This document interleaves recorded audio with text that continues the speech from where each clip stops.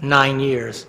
The second item would be increasing our franchise fee with the electricity utility once a final agreement is reached, and that could bring in an additional $850,000, and that would go on in perpetuity or until you choose to reduce it back to its original rate.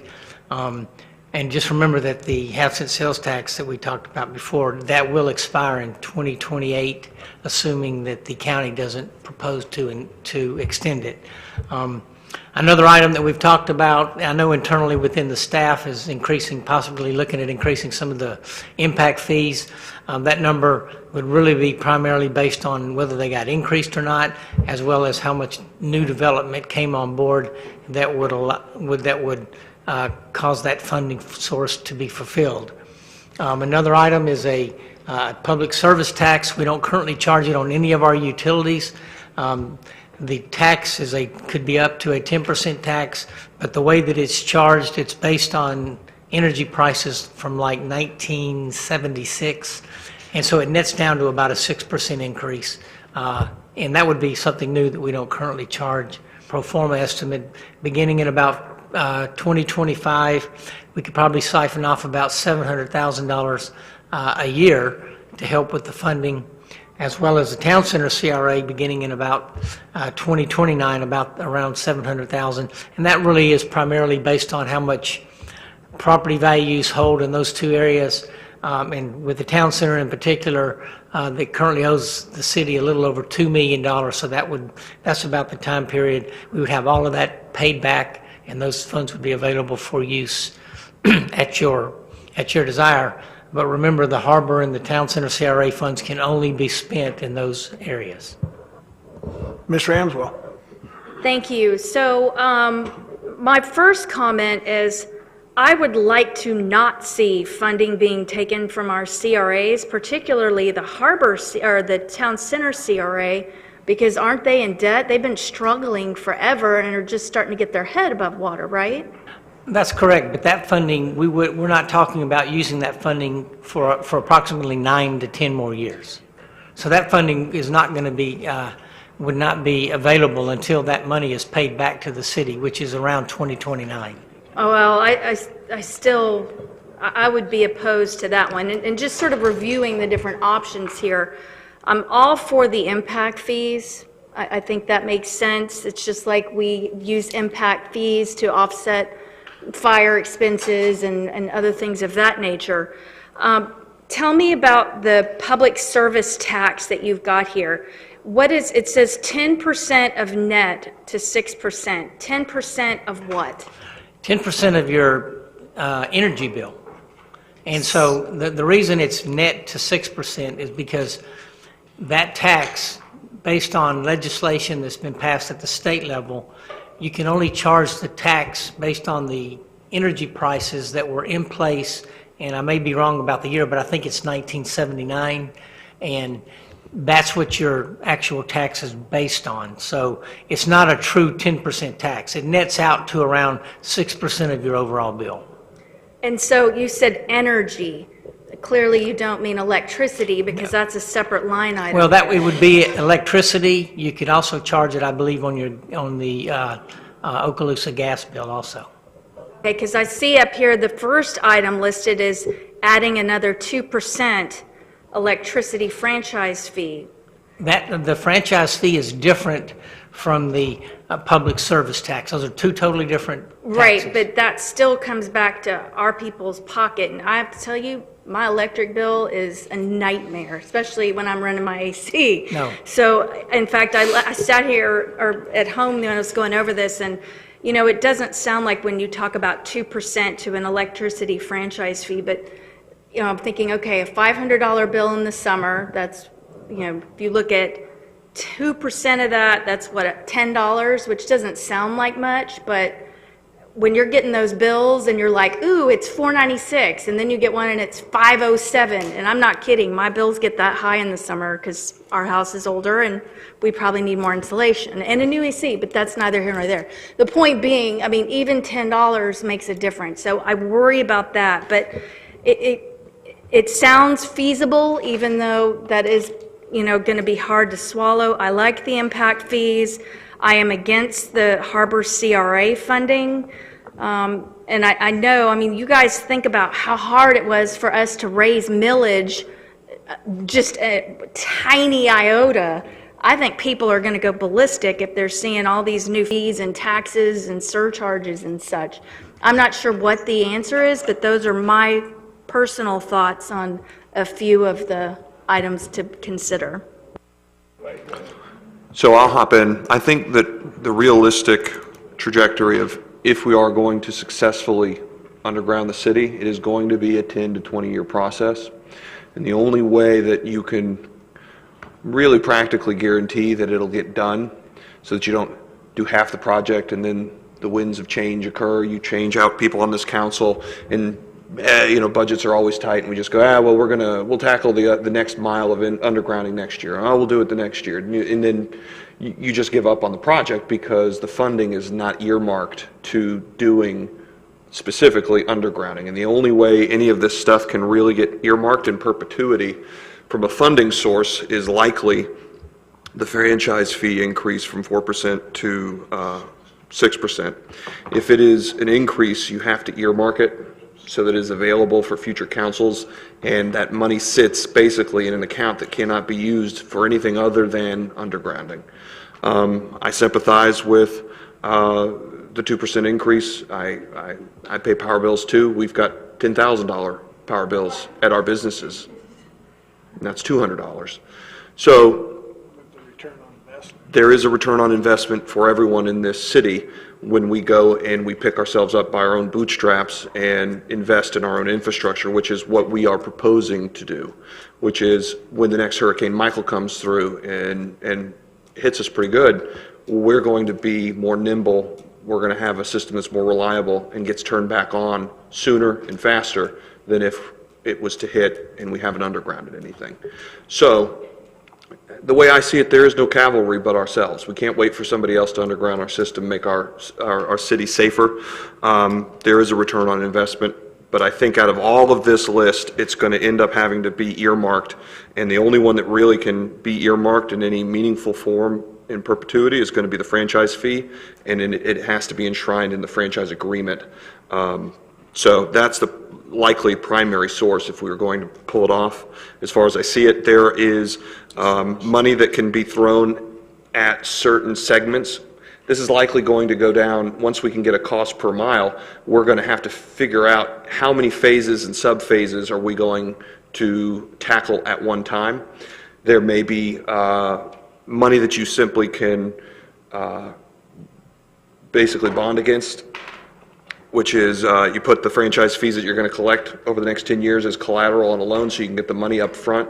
Then there's also, as the money rolls in from the half-cent sales tax, if you have a council up here that is interested in spending that chunk of money for that year on another mile of undergrounding, well, then you can do it. But it's hard to earmark it and bind the hands of a future council to make that decision with that pot of money because there's no attendant franchise agreement that is enshrining and saying, no, that money actually is always going to be only used for undergrounding. So it can be used. It's probably a pretty good use for it, but I can't guarantee that in 5 years from now when none of us are on this council, or some of us are, that you'll decide that the half-cent sales tax money is going to be utilized for undergrounding. I think the only way that we could invest in perpetuity to make sure that this project continues to get done is to earmark the funds that flow into the city through the franchise arrangement.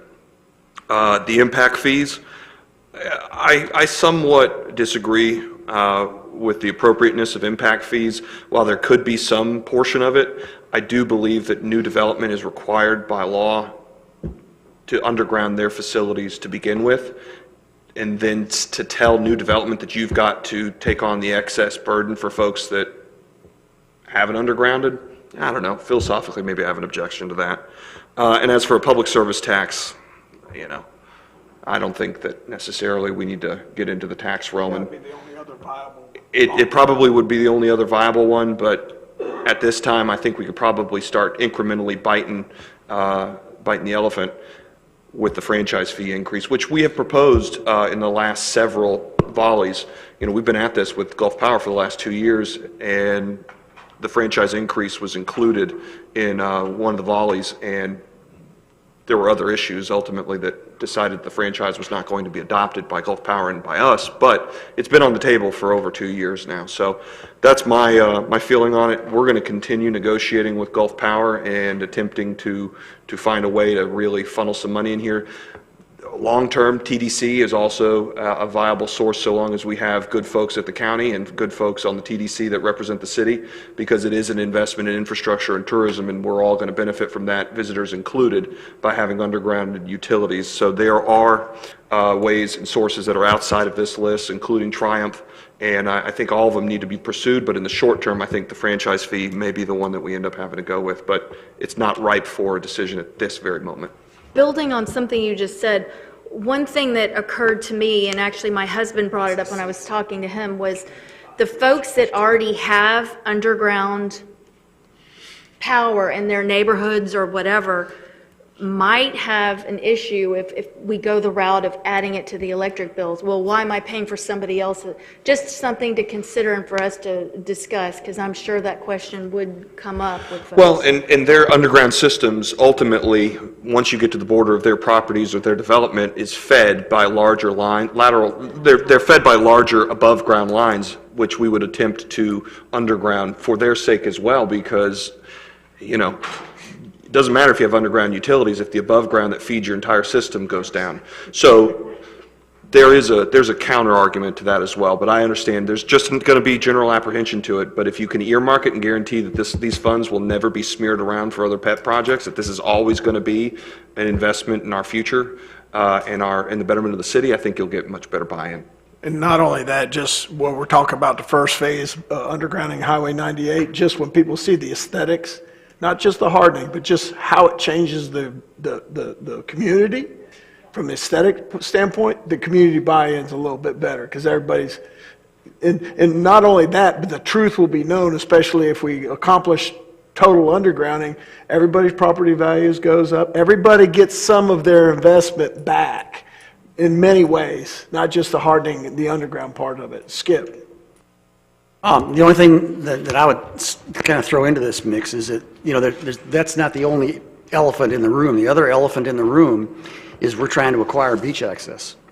And that's a multi-million-dollar proposition as well. And so some of this money that we're talking about, if we're going to use it for undergrounding, that's money that we can't use then for beach access. So we need to be real careful on how much of this money we're encumbering for this undergrounding, and make sure that we got enough money left over for beach access. So I think that was a little bit of the motivation of Bragg's options, is to show us it's not just a one-trick pony on trying to fund undergrounding or beach access. I always thought early in the game, as Parker and Shep were negotiating, that we basically had one main source of funding, and that would be the increase in franchise.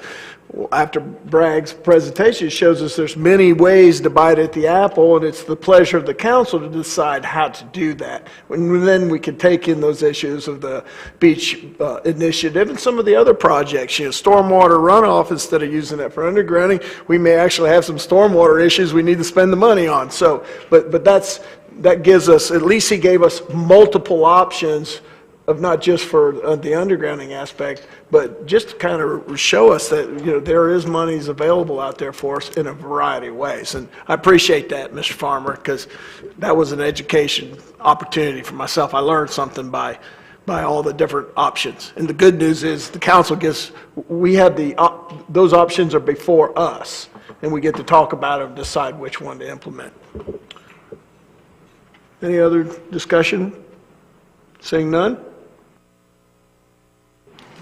Mr. Mayor, item 4D is with regard to a resident pass system for beach parking that was approved in November by the council. Council directed staff to bring back some possible ways to provide year-round residents with either free or discounted parking. And Mr. Webwarn is here and has put together some suggestions to accomplish that. Thank you, Mayor and Council. Back on November 4th, Council did approve for staff to go ahead and begin the process of implementing a paid parking program south of 98, which is we are referencing as beach parking.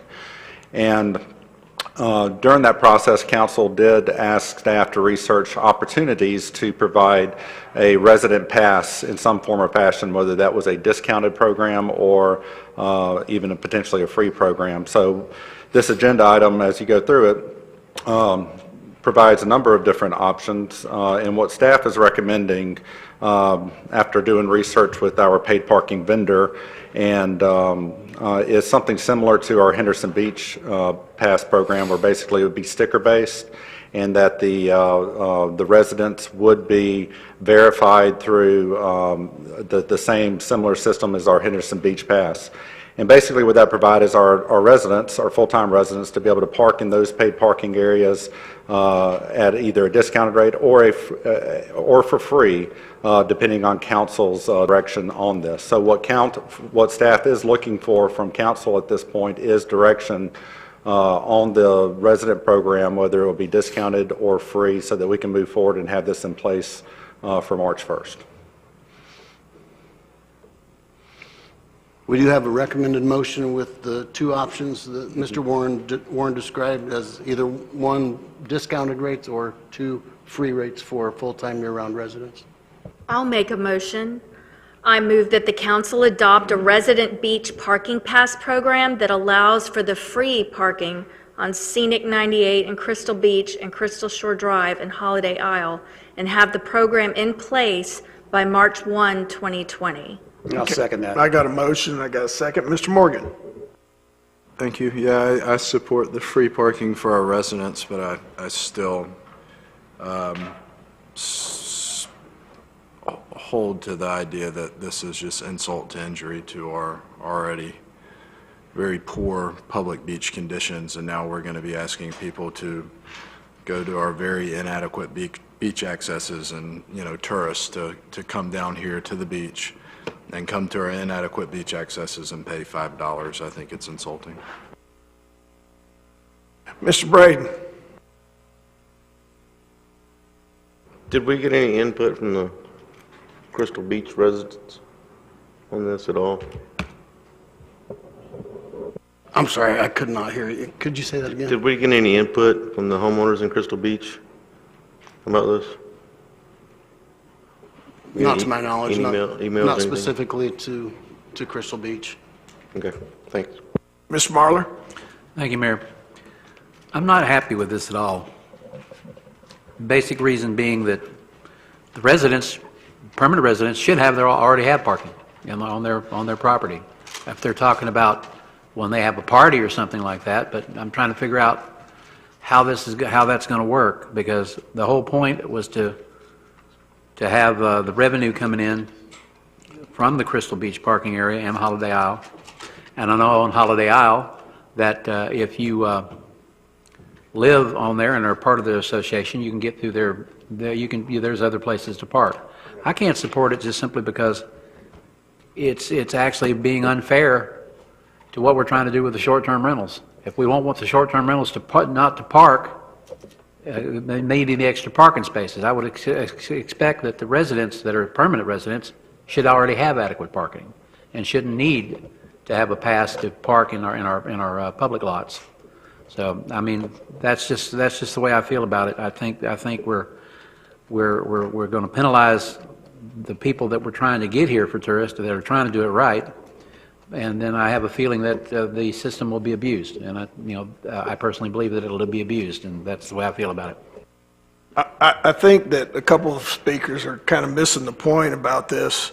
In my opinion, what I've seen, and I've drove along there, what's happening is people that are here on vacation in a place that doesn't have adequate parking, they're going out there and parking their vehicles, and they stay there 24 hours a day for the 3 days or 4 days or 6 days that they're here, and not providing any parking access to our residents and or other visitors that are just here for a day or staying on a property elsewhere outside of Crystal Beach. And so the $5 parking fee would encourage them not to do that. And it would provide more public parking for more public individuals, whether they're residents or tourists that are staying somewhere else that want to get to our inadequate beach access points that we're trying to change and make them more than adequate with our initiative. So we're looking down the road here, and so this is not about providing more parking for free for people that live in Crystal Beach. This is really by charging a fee to prevent vacationers from using this excess parking for free, because they only have 4 parking spots at their week-long rental, and they burn up a parking opportunity for somebody that's just here for the day or for a few hours that want to access the beach.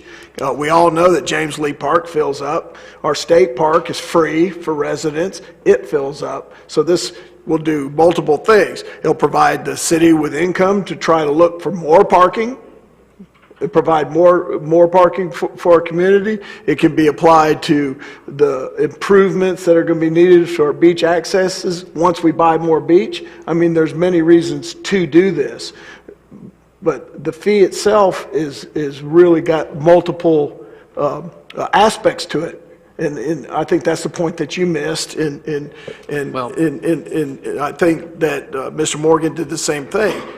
Both of you are saying the truthful things, but I don't think that's the intent of what this parking concept that's been provided. But Mayor, all due respect, we could do a 5-hour parking limit and still have it be for free, and we could enforce that just as easily as if it were $5. You just enforce it the same way. That's where I'm coming from. I don't think the residents, I think the residents should do the same, because if we're going to do this resident passes at one end of town, we need to do it at the other end of town too, because of overflow in our other parking lots. There is residences right down the street on the Cyber Avenue parking lots. I'm not against the fees, the $5 that, we already charging in the other parking lots. That's not the problem. I just don't think nothing against the residents themselves, but, that's the whole point of the paid parking. Everybody pays, and or else. I'm not against the fee. I'm just against the passes, because I think they're going to end up being abused, in my personal opinion. All right, before we take it to a vote, I got a couple more folks that'd like to weigh in. Ms. Ramswell and then Mr. Menschel after that. Go ahead, ma'am. Thanks. I look at this is another way to benefit our residents. I mean, there's so many ways that our residents are fighting the tourists in different ways. And of course, we love having our tourists here, but we need to reward our residents and show them that they're valuable too.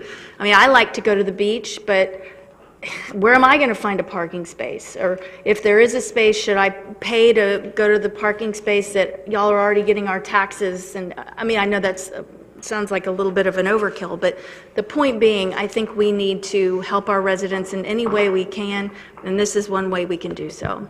Thank you, ma'am. Mr. Mitchell. I like staff just from an application standpoint. If we go with the free pass for residents, is it unlimited parking for the resident? Hour-wise? In other words, how is that enforceable? Realistically. When you're parked there, you don't pay. Right. So it's not, I just want to, back to a reality check. You have that. Right. Okay, and I'm just saying, we're not going to be able to enforce that because they're not on a clock. Just something to think about. I'm not following. Can you explain that just so All I see right, where you're if you pay to park, our code enforcement can go in with an app and see if that car has paid. So I take my car out there and I have a pass. I could stay there for 2 days. There's nothing to check. We check the lots at night. Well, not overnight, but I'm saying I could be there all day long. I'm not against this. I'm just trying to talk. Again, we put a lot of things in place and we don't think it through as far as the enforcement standpoint. Have you thought about that standpoint? About once they have that, how long could they be there? Something to consider would be do the pass some sort of way. I want to help residents. I'm all in favor of this. Do you have an afternoon or an evening? I mean, to do something that it just doesn't get abused. Want to help the residents, but then the tourists say, we never can even pay the $5 because the whole thing's filled with residents. Just something to consider. Mr. Morgan, you had a comment? Yeah, just, I know in Tuscaloosa, I get parking tickets because my truck would be there for more than 2 hours, and somebody comes by and sees your truck and documents it there, and 2 hours later, it's still there, well, they give you a ticket. So a 5-hour limit, yeah, you can't look on the app, but if a code enforcement officer drives by the parking lot, sees a car there at 1 PM, and they come back at 7 PM, well, that's more than 5 hours. Okay, Mr. Braden? Is that one sticker per household? Staff discussed that, and my personal recommendation is I don't think that will work to do one, like with the Henderson Beach, we do one per household, and that's fair, but with families that have generally 2 cars, I don't know how that would be fair to the residents, so it wouldn't hurt us to issue 2 stickers to those households. They would have to document that they live in Destin, and both vehicles would have to be registered at the correct address. And that's our recommendation. Y'all can do it however you feel is right. Well, we got a motion and we've had a second. We've had a fairly robust discussion, so let's just go ahead and take this to a vote. But at some point, we do have to clarify the number of passes, right? Okay.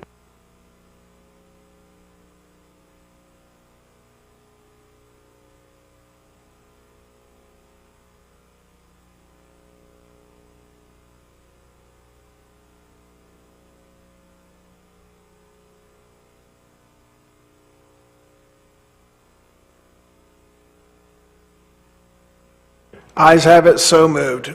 We're going to take a 5-minute break.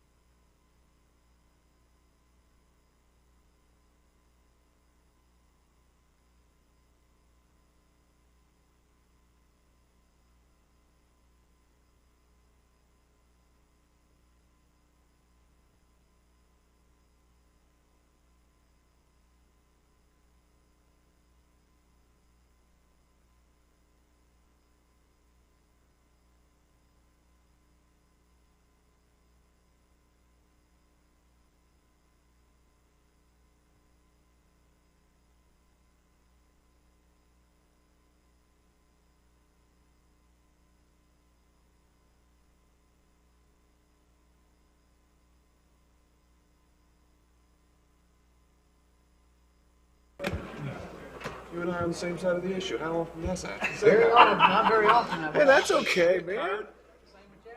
Yeah, the good news is we can always share a drink together. Everybody take a seat.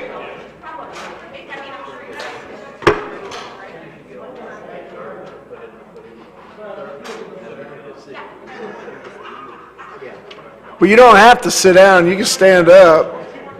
But I do want to call the meeting back to order.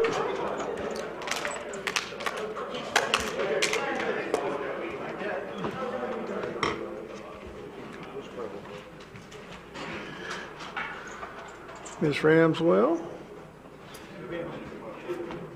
She had to wait in line for the bathroom like everybody else. Yeah. My timing was impeccable, wasn't it? All right, thank you, ma'am. All right, Lance, we're on item 4E. Take it away, sir. Thank you, Mr. Mayor. Item 4E is regarding Office Productivity Suite and email systems for Office 365. We have our IT manager, Mr. Matthew Pace, here to walk you through what we're requesting and the motion that we would like for council to offer. Yeah. And I can start us off here. This is kind of a housekeeping issue. We have expanded our licensing to our board and committees, as well as we have a number of new employees. So what we're looking with this is, because of the amount, is to be able to move forward and with the additional licensing. And again, this is a 3-year contract with our Liftoff company. So this will be the 2nd year of that for our Office 365 licensing. Apologize. Now we have Mr. Matthew Pace here to answer any questions regarding this software.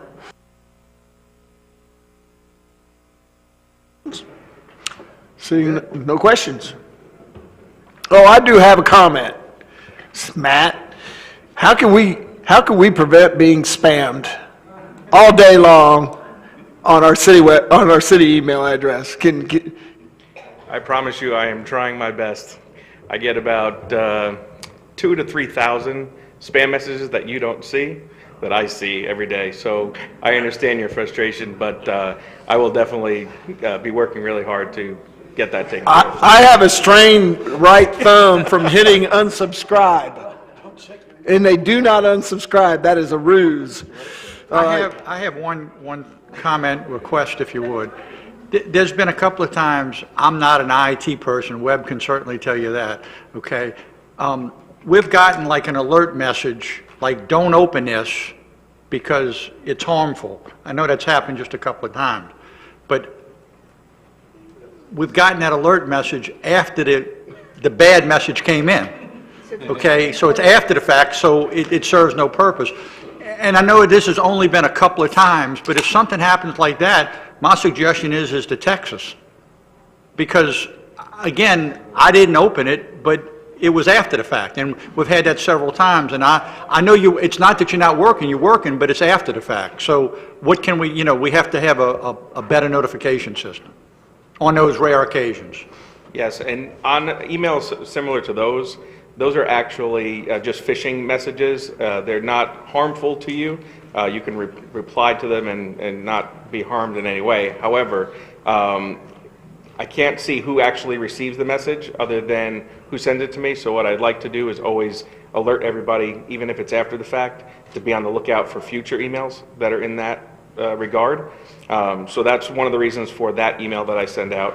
One of the things that I implement in our security system for our online system is blocking of all malicious files that are sent through our system. We have a very robust system that actually will scan all of our emails before they're sent to you for malicious files. So most of the emails you'll see are just phishing, trying to get information from you or someone else in the organization. So the more that the end user is prepared, that's the #1 goal that I have for most of the people who, like you say you're not as techie. It helps you be better prepared for issues that arise and for future events. Thank you. Thank you, sir. Matt, go ahead.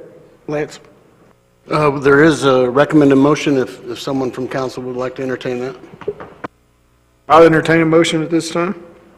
I move to approve the continuation of services and addition of Office 365 government licenses with liftoff and authorize the city manager to purchase the necessary Office 365 licensing for city operations in the amount of $27,708, which is a cost increase of $8,028 due to licenses being provided to city committee members and new positions created in 2020. I have a motion. I'll second it, Mayor. I have a second. Is there any further discussion? Seeing none?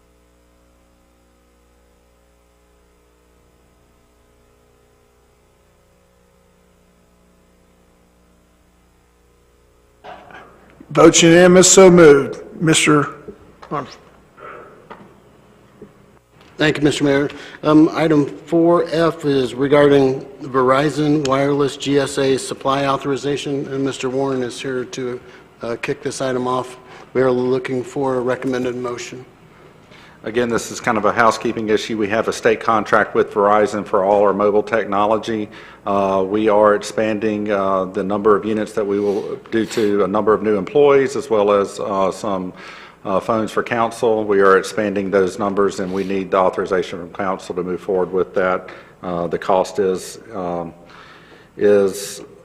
in the item, and so we're just looking for the motion so that we can move forward and distribute these phones. I'll entertain a motion at this point. I'll make that motion. I move to approve the Verizon Wireless GSA supply authorization and authorize the city manager to execute the document accordingly. I have a motion. I'll second again. And I have a second. Is there any discussion on this item? I think I had a question. Go ahead, ma'am. Go ahead, because I can't find it, so it must not have been that important. Okay. Well, we'll go ahead and take it to a vote then.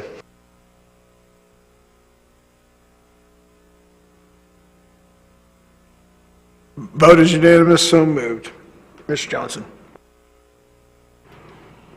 Item 4G, the sub-award agreement number 2020-R14 between Okaloosa County and the City of Destin regarding Captain Royal Melvin Heritage Park and Plaza project and the RFP required to accomplish that project. The RFP is attached to this item for council's review at council's request at a previous meeting. Staff is looking for council's approval for us to issue or publish the RFP after it is reviewed by the land use attorney and Okaloosa County's review as required by their contract. We're also looking for a motion to authorize the mayor to execute the sub-award agreement so that we can actually hopefully break ground and start building this park after almost 16 years. I'll entertain a motion at this time. I'll make the motion, but I do have discussion. I move that Destin City Council authorize Mayor Gary Jarvis to execute the sub-award agreement number 2020-R14 between Okaloosa County, Florida and the City of Destin, Florida, pertaining to the direct component portion of the Restore Act Trust Fund monies allocated to Okaloosa County. Second. I have a motion, I have a second. Ms. Ramswell. So I had a couple questions, and I had sent a note to Mr. Farmer and Mr. Johnson. Over the years, we've heard so many different amounts of the park cost this, and we spent this much for that and this, and I was trying to get some sort of spreadsheet or something that would show us what monies have come in, what have been allocated, what has been sent, just so we can kind of see where things are.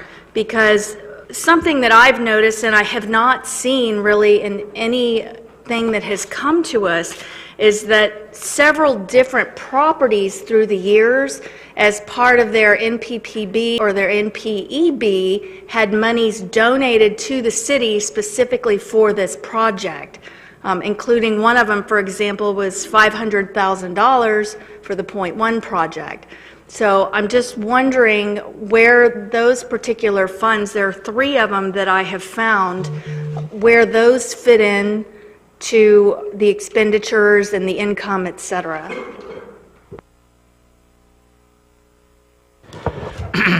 Actually, I kind of completed a quick analysis of this afternoon.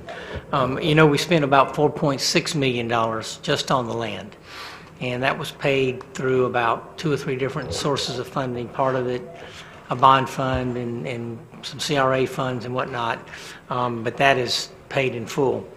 To date, we have allocated recreation impact fees, and we will send this out to y'all so that you have it tomorrow.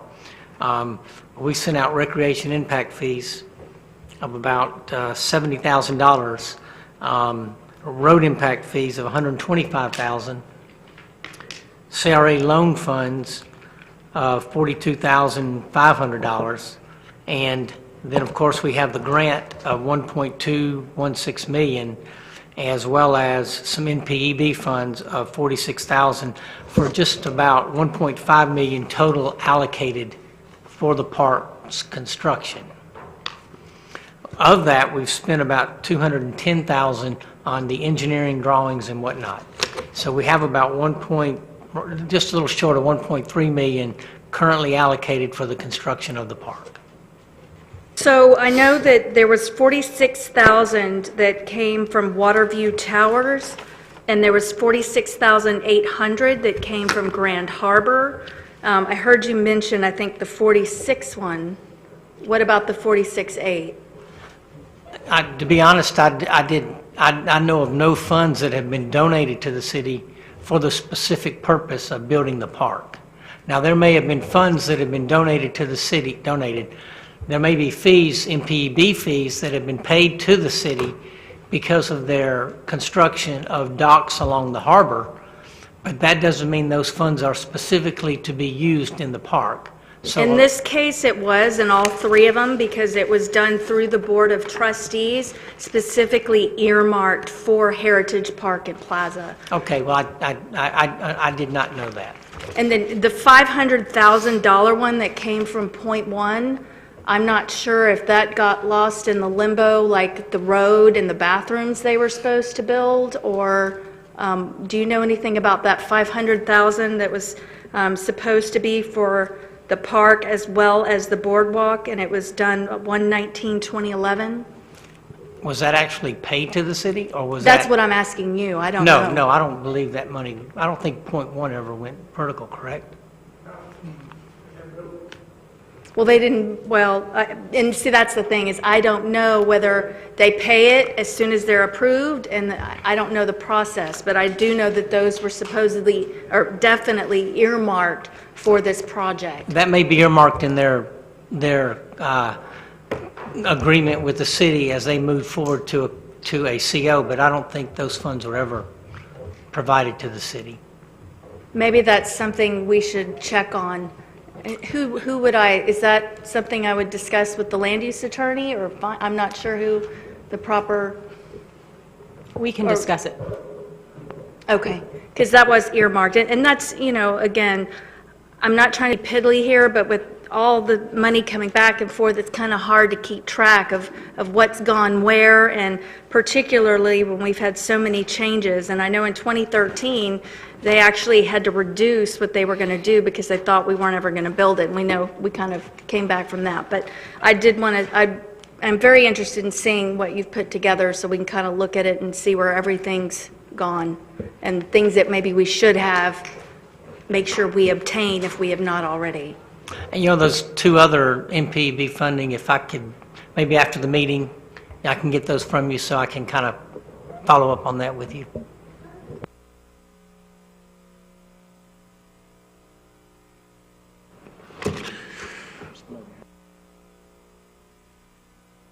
Mr. Mitchell. I just have a question. Throughout this thing, I know our portion of the payment is $33,470. My question is, how did that figure come about? I'm just not familiar with the background. I was just curious how it was determined we pay that portion, that dollar value.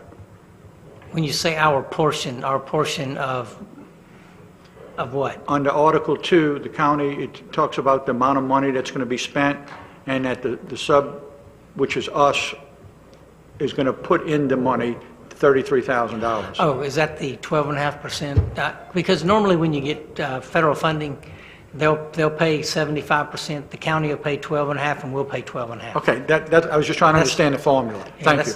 That's their basic formula. Thank you. All right, well, at this point, you're looking for a motion, correct? I'll entertain a motion. Try, we had a second? Any further discussion is my next question. Seeing none?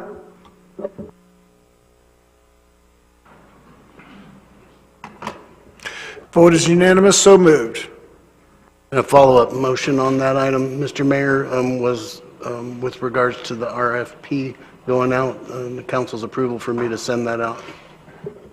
I'll entertain that motion. Got it? So moved. So moved. Do I have a second? Second. I have a second. Any discussion? Seeing none? Lance, when do we expect to have that thing out, if we approve tonight? The only thing that we have to do is Ms. Kopp has to review it, and then the county attorney has to review it, and then we can send it out. Vote is unanimous, so moved. Item H. Item 4H is Development Review System Software Update, and we have Mr. Warren here to do that update. Yes, on August 5th, council requested that staff provided a regular update on this on the municipal software project. Again, staff continues to move forward on this. I can't thank our leaders who are all here tonight, as well as our staff. They have been working hard on this project. The last meeting directly with Intergov, I believe, was December 10th through the 12th. It was very successful, very exhausting sessions, but very productive sessions. Our next meetings will be on January 14th through the 16th with Intergov staff, and we continue to look at our processes and adapting them to the software. We are on target as it relates to Intergov's and staff's timeline that was established at the very beginning of this project, and if council has any questions, we are more than happy to answer them.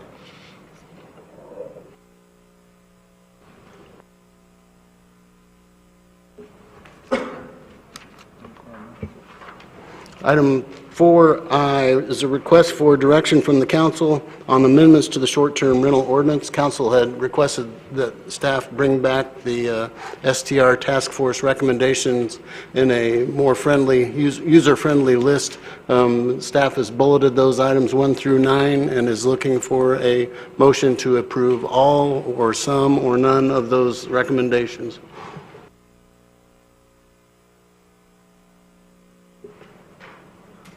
I'll go if no one else is going to go. So the only item that I really have a problem with is item 4, and that is the one that requires that the agent contact their guests the day prior to trash pickup and advise them of the time trash needs to be placed. In my opinion, I mean, putting it on the sheet when they check in and notifying them should be sufficient.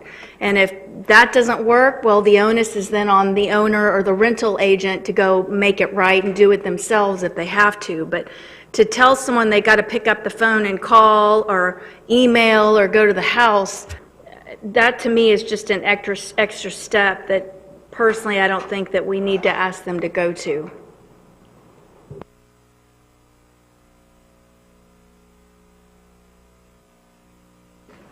Okay, I agree with Preble on item 4 being unnecessary. If they want to go ahead and do it, I mean, I think some of the companies already send them like an email or a text or whatever. If they want to do that, that's fine, but I don't think they should be required to do that. As far as requiring each property to have 1 trash can for every 6 occupants, I think if they've been given a notice of violation by Joey and his folks, then yeah, that's true. Then they should be required to have 1 for every 6 residents. But if their trash cans are never overfilled, there's no reason for them to have extra trash cans just sitting around that they don't need. And requiring the registration of the for the parking passes, I think we've discussed that and already talked that that's not necessary. If it's on the sign how many parking spots they're authorized. If they're authorized 6, and if there's 6 vehicles there, then everything's fine. If there's 7 or 8 or 10 or 20, then Joey and his folks will give them a notice of violation, and so, I mean, that's a no-brainer. I don't know, they're not going to go up and look on each car and see if each car's got a sticker on it, so I don't think that's necessary. So I would say 2, 4, and 6 are not necessary. And I think, like Ken said before, the only thing they're not even really asking for any of this stuff. Mr. Mitchell. I'm going to address items recommended 6 as well, as far as that parking pass. I think we've beat that in the ground. Again, this is another one of those, why have a rule we can't enforce? We can't trespass on our land to check it out, number one. What happens if somebody just comes over for a couple of hours and they're not spending the night? They wouldn't have a decal on their thing. The only way one of those parking passes work, they work in hotels, they work in condos and places like that, where security has access to the whole building. But to walk, so I'm totally against number 6, and I'll just stop at that for now. Thank you, sir. My only comment on the trash cans, I think the STR's task force intent was good. I spent a little time talking with Waste Management. I asked how they're addressing some of the trash issues that happen in Walton County, and what they come up with is a valet trash pickup, and it's something I think that we as a city ought to look into before we burden these individual property owners who are already paying their way. Maybe it's a tab that we pick up with the city. I'm going to have a meeting with Ronnie Bell this week, and so I would, if anything, just ask the council ignore the trash can issue at this point. We can always readdress it until I can get some hard numbers of what it would actually cost. But it would make Joey's job a hell of a lot easier, and it would, when I say valet trash pickup, they actually have a golf cart that comes, the guys wheel the trash out to the road, their crew picks it up, and they put the trash cans back. And it's a very nominal cost, and I think it's one that it would free up our code enforcement people so much to where they could take their monies they're being paid to address some of the more serious issues in our community. And so on that particular point, out of these recommendations, I'd hope that we'd hold off on making any additional requirements to the property owners and the management companies when it comes to those trash cans until we can take a good hard look at doing perhaps a valet trash pickup service that would be part of our agreement with Waste Management as far as the city's concerned. Mr. Braden, you're up first. If I'm not mistaken, that was Waste Management's recommendation, was 1 can. Initially, it was one of theirs, but when I talked with Ronnie, we took a different approach, and so they're putting together some numbers just so I can present them to y'all, just for the consideration of the council. That was just in the heat of, not the heat of the moment, but in that particular meeting, they were looking for options, and that's one that Ronnie presented them at that time. But then when we got talking, and what spurred our conversation with Mr. Bell was one of the people came up in public testimony, one of the property owners, and said, I don't really need to buy another trash can, because we're doing everything right. And so I was just trying to find another viable option that could solve the problem more effectively, more efficiently, and most importantly, in a cost-effective way. So that's the only reason I'm asking the council on that particular issue, not to put it or approve it in the ordinance at this time. Okay, Mr. Mitchell. I move to direct staff to prepare an ordinance incorporating the following recommendations of the short-term rental. Items number 3 and 9, which are the 2 items Mr. Wappler talked about. Recommendation 3 is the maximum increase on parking, and number 9 is the last day of February. It's my motion. I got a motion and I got a second. Right now I got Mr. Marler and then Mr. Destin. Go ahead, gentlemen. Okay. I have to ask this Joey a question here. Have we exhausted everything that we can already do? Like the gentleman said earlier, let Joey do his job.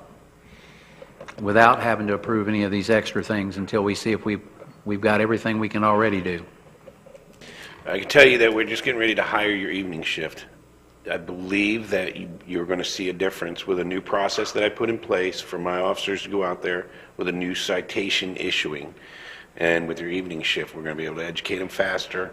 We're going to be able to get the word out there a lot quicker to the management companies, responsible parties, and your homeowners.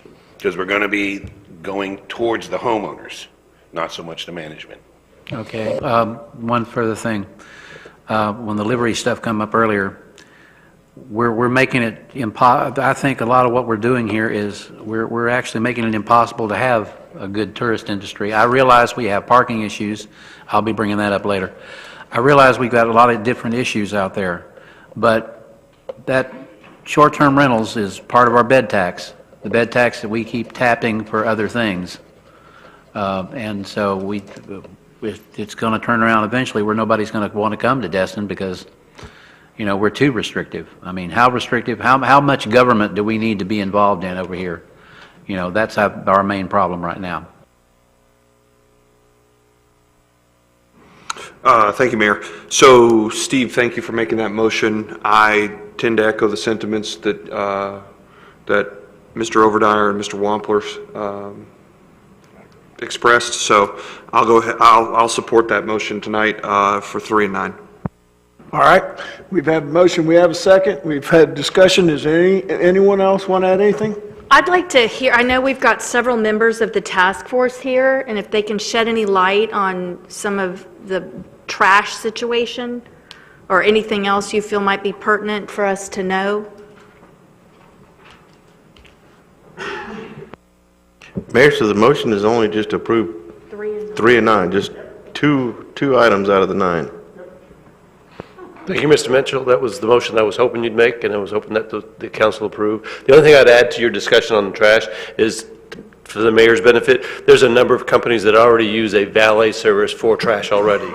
So that's already in place, which is probably where the majority of the rule followers are going. It's, as we've talked about, if we deal with the habitual offenders by enforcing the current ordinance, those problems with Joey's extra staff, it'll fix it. And so those 2 items that the motion is asking you to approve today is what we would support you to do. Thank you, sir. Trash stinks, by the way. No.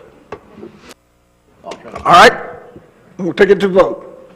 See no further comment.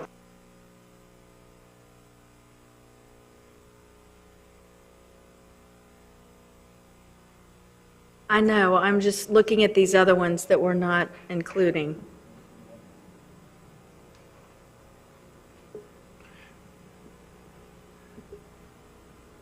Sorry, just making sure I'm sure of what I'm doing here.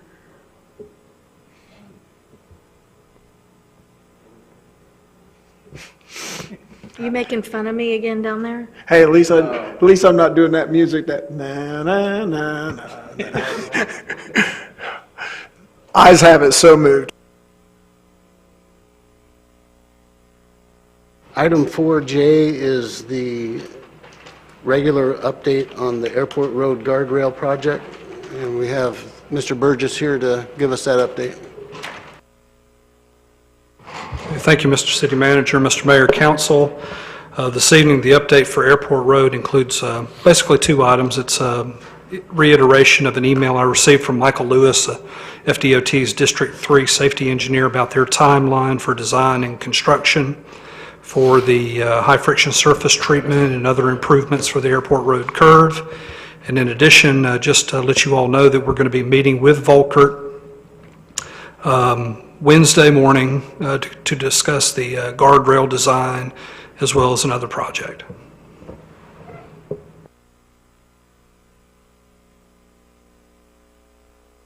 Ramswell. Okay, so I have a few questions. Didn't we already have in place some designs for guardrails that were drawn up previously for previous council requests? Not to my knowledge. We just got a quote for the design work. Okay, and then so they're talking about the FDOT design, the design complete by June 30th. So they're saying it's going to be 6 months to come up with a design? Let me jump in real quick. We're talking about two different projects. One is our Okay. local project regarding the guardrail installation, which is the temporary project that council voted on. And then we're talking about the FDOT project, and that's the one with the dates. Fantastic. That, I was going to blow a gasket if they're going to take 6 months for a frickin' guardrail, pardon me. All right, great. So with the guardrail, do we have an estimated date of delivery, so to speak, for the guardrail? Yeah, when I spoke to Mr. Warnke earlier, he just said it would be a few weeks, 6 to 8 weeks, I believe he said. Before it's in place, or they come back to us with some other idea? Council authorized the city manager to begin kind of the negotiation process with Volker. We will get a lot of that ironed out Wednesday morning. Okay, it's just my concern. Clearly, we didn't want this to be super complicated. We just wanted to get something preventative to help with the situation, but I don't want to see this lingering into April, May, June, and then here we are. So anything y'all can do to continue to speed this along is very helpful. Thank you for your efforts. Any other comments? Go ahead. What happens when a moving object hits a non-moving object? And that's where I think we're going to end up going. I cannot, in my right conscience, approve guardrails because I see more disaster ahead. We need to figure out a way to slow down traffic on that road, because I can tell you how fast you can take it without any incidents, and that's 40 miles an hour. If the speed limit's 35, if people would go 35 or 25 when they go that curve, we won't need the guardrails, I guarantee you. So I'm still opposed to this. But they're not, so it's incumbent on us to try to make it safer for those that don't. All right. We don't need a motion here. You're just giving us an update, correct? All right. One item I'd like to bring up that was not on my list of items was the staff is looking for a little extra direction on a request made by council to look at the possibility of leasing property on the south, get my directions right, southwest side of the Marlar Bridge. That was brought up at the last meeting. And we just need some clarification because we've had some folks from the Air Force reach out to us, and we'd like to be able to answer their questions better. And Ms. Kopp actually had some conversations with that gentleman. Yeah, they are basically wanting to know our intent as far as whether we are looking to potentially lease that property with them or if we would be interested in a license with them. They have indicated they're looking at options from other entities. I'm not sure who, but they wanted to know if the city wanted to be included or not. As far as a lease, it's probably something that's on the expensive side because they will ask for fair market value, but a license may or may not be something that you want to consider. If we went that route, the city would take on responsibility for maintenance of the property. Mr. Mitchell? Can Louis or Kim, can you come back to us with some ideas on some suggestions? I think, you know, here we are saying we want to do it, but I think we need to get the expertise from you on what our options are. Yeah, we can do that. I mean, some of the things there were things we initially discussed, but if you want us to come back with the staff You know, I mean, report. if Louis has some ideas or something like that from a planning standpoint, obviously, I know this is separate and apart, but we also have the sign there that, you know, from another situation that's going to be spruced up and beefed up. That's a work in progress as well. So it'd be interesting to see some suggestions from you. Certainly, we can do that. Thank you. Yeah, I think our discussion at our last meetings were basically we were throwing up against the wall and see what sticked. It was a general off-the-cuff idea to look into it. It wasn't very well thought out, for sure. You all got their attention, so they're interested in what Yeah, we're because I think interested it made the paper, correct? Yeah. Okay, so Mr. Destin. Yeah, and it did make the paper, and I can't tell that the general public is really thrilled at the idea of us expanding our jurisdictional reach, at least at first blush, because I don't think it was necessarily spelled out what the city's intent would be over there. So unfortunately, without more to go on, the general public will fill in the blanks with usually some negative stuff, talking about how, there's going to be another Emerald Grand over on the other side of on the other side of the bridge. Destin screwed up everything in their city. Now they want to keep spreading out. So I think it's important to, at least if this discussion is going to continue, to try to put in some guardrails with regards to what is the policy goal we intend to effectuate. So if the goal is to basically assist the Air Force in basically resurfacing the lot, putting public facilities for like bathrooms over there. Basically, the goal for the city is to ensure that that area is always held for public use in perpetuity, but in a manner that is better than the way it is right now, because the Air Force is in over its head. It doesn't have a code enforcement arm. It does not have the ability or the funds to start throwing bathroom facilities out there, which they desperately need because thousands of people use it every day, and there are no bathrooms. They are going somewhere. They're going somewhere, and it's not going in a toilet or the water treatment facility. So if the Air Force is in fact not going to step into the void to try to, at least from a public health safety standpoint, then the city could be encouraged, because the city is looking for more opportunities for recreation and public beach access. But I don't think that necessarily we should do it alone. I think that if we're going to pursue this, we need to probably walk in hand with some of our other local governmental entity partners. And what I'm talking about here is, to my end, I'm this council's representation on the TDC. We have Mr. Wampler, who's the chairman here. I think it's worth having a conversation at a future TDC meeting to find out what interest the county or the TDC has in trying to step in and alleviate what is some of the longer-term chronic issues we're having over there. Primarily, there are no bathrooms. It would behoove us, and there are no lifeguards, and we know that the use is just going up every single year. There's no trash collection to speak of. We've seen it blown around all over, and we just know that as it stands today, the Air Force and the National Park Service doesn't appear to have the resources to deal with it. So if we move forward, I think it's best that we try to engage our other community partners, and I'm more than happy if given the instruction from the council to at least start a discussion at the TDC level. I think we do that with just a head nod as far as that's concerned. Something else to consider. We've talked about this several times. People entering Destin, okay, that's our front door, if you will. Okay, and if we take that on and beautify that, that's our front door. Again, we've talked about the Mid-Bay Bridge, putting signage there. That's been a work for years, and it's still in limbo. It's nice to let people know, hey, you're entering Destin. If we take control in that with a partnership, whoever, it's certainly going to be a lot more eye appeal to everybody and a welcome to Destin. Mr. Braden. I agree. You ask 1,000 out of 1,000 tourists, they're going to tell you that's Destin, because we have a huge sign over that says Destin.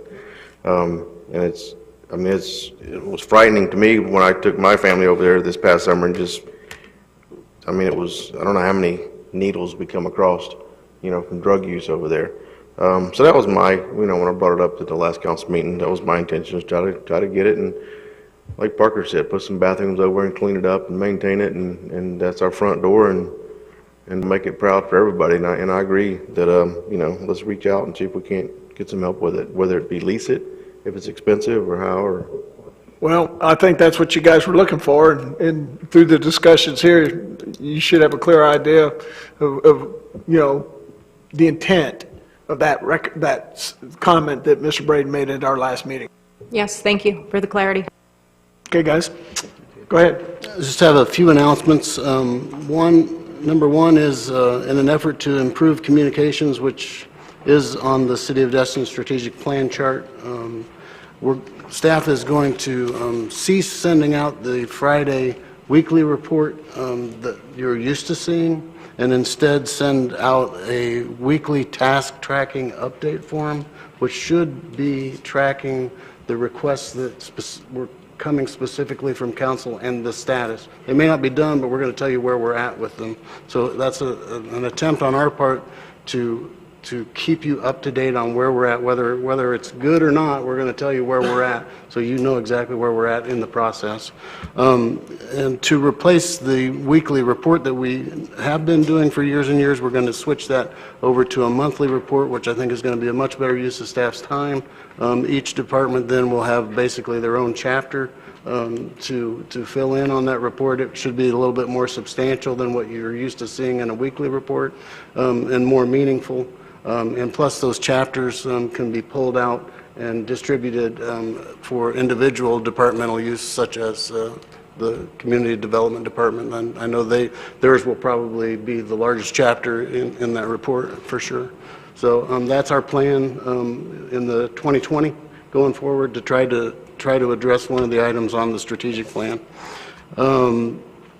Just a note that on January the 20th, which would normally be our next council meeting, that's Martin Luther King's birthday, so we will meet the Tuesday following that. Did I get that date correct? Thank you. So our next meeting will be on Tuesday, not Monday.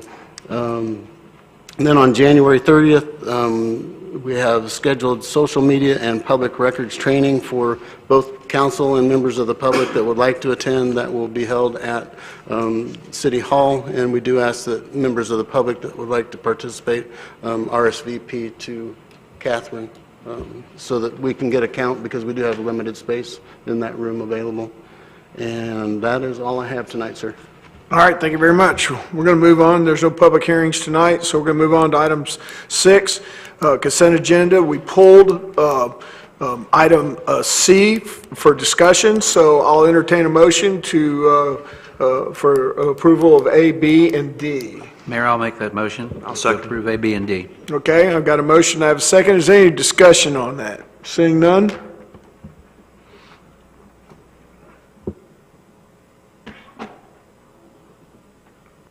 Ayes have it, so moved. Ms. Ramswell, you pulled C for discussion. Do you want Lance to start with that, or do you want to go ahead and make the comment? Sure, feel free. I like the status report and giving us an update, so go for it. I appreciate you pulling this item off. I thought that I had checked this agenda with a fine-tooth comb, but going back over it, there was a blank in the motion, which makes it hard to make a motion on a consent agenda item, because there were two choices. And that's what I'm reaching out to council for, is a choice to fill in that blank. There are two types of seawalls that we can use in this application. One being vinyl, which is what the bid committee has recommended. The other being aluminum, which is what was at Clement Taylor Park and is also what FEMA recommended. Both are very good products. Personally, I prefer the aluminum, but it is a council decision which way. FEMA will reimburse no matter which direction we go. The aluminum does cost a little bit more, and they feel will mitigate future damage better. Can somebody who is expert in this sort of engineering, I don't know, Rodney, maybe you, it would seem like anything that's going to be near the water, aluminum would rust and corrode. Vinyl would not, but perhaps that's faulty logic. Can someone elaborate on that? Aluminum doesn't rust. Aluminum doesn't. It oxidizes over time, but even in salt water, it's greatly reduced. In fact, it can oxidize greater in just open air versus in salt water.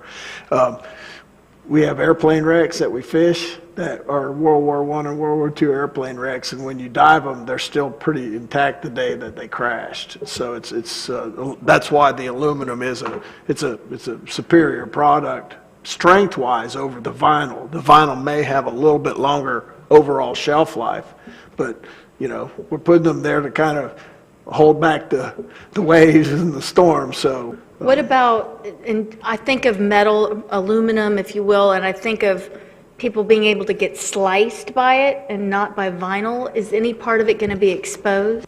Both of these systems have a cap that prevent that from happening. That's why I'm asking these questions.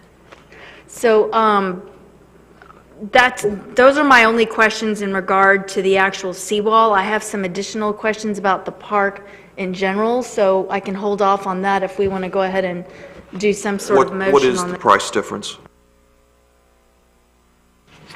Give me just a second. The vinyl sheets total price estimate was $210,752, and this is all going to be reimbursed by FEMA. The aluminum estimated price $232,852. It is a flip of the coin. All right, I'll entertain a motion. Which one handles impacts better from, let's say, vessels or debris? The vinyl crack and break, and the aluminum tends to bend. That's just fact. Okay. I'll go ahead and make the motion for aluminum. Second. Got a motion, got a second, any discussion?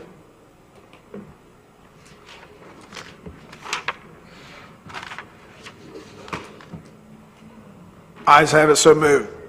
That is unless it's an RPG or a missile hits it. Correctamundo. All right. So the additional questions I have on this topic actually relate to the park as a whole. I know we'd had conversations, I don't even know how long ago, it's been months, where there was some discussion about the possibility of a fire station going on the park property, and it was going to come back to us, and I haven't seen anything, and I just wanted to make sure that things hadn't progressed and we were unaware or it had gotten lost in the shuffle. I just wanted to find out when that item might come back to us for discussion. Nothing has developed since the last time that item was brought to council, where we carved a corner of the park out for other uses and got permission from Treasury to do that without impacting our grant. So we can check with the fire department as far as what timetable they would like to see the next step happen on. So with the Treasury, refresh my memory. I know you had asked specifically about different uses, but did you specifically ask about being used as a fire station? Or whoever actually spoke with them? We specifically asked if carving that section of the property out for another use would impact our grant, and they said no. Okay, so then it sounds like it doesn't matter what the use might be. We can open a strip club in the corner. Obviously, I'm joking, touchy subject. Yes. Okay, well, I just wanted to find out, because we hadn't had anything come back to us, and I just wanted to make sure we did get that information at some point so we could discuss it and move forward with whatever plans we approve. Thanks.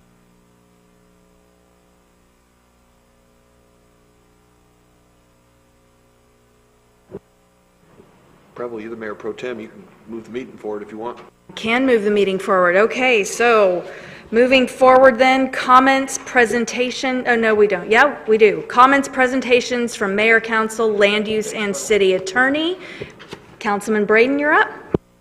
I have nothing tonight, thank you. So it's back to me, and I do have things tonight. Okay, so the first thing I wanted to visit was we had talked, I had brought up, and I believe Mr. Overdeer brought up a similar idea, sort of a different element or angle, of having a beach advisory committee formed to kind of discuss the different laws and regulations, how we can all come together and have a consensus, etc. What is the status of that? Because the last thing I saw was on November 4th, it was going to come back on the 18th, and it did not. I saw that item on the task list that I had just mentioned to you all today, and mentioned it to the senior leaders. We need to bring you the next step for that, because it has not been determined, and I apologize. I mean, with the holidays and everything, I'm not going to make any excuses. We just haven't got there yet, but it has not dropped off the radar, because it is on that new list that we were talking about earlier. I would ask that we hurry it along rapidly, because we're already in January. The season's going to be upon us, and I'd like to have some sort of consensus established before we enter peak season. So that would be terrific if we can get into that. I have a question, and I'm not sure if this is land use attorney or city attorney, whomever. Do we allow water taxi stops at private property?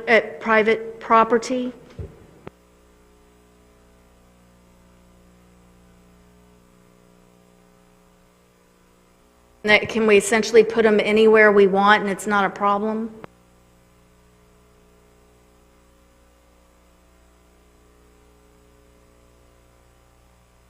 Well, no, nobody can come on our property.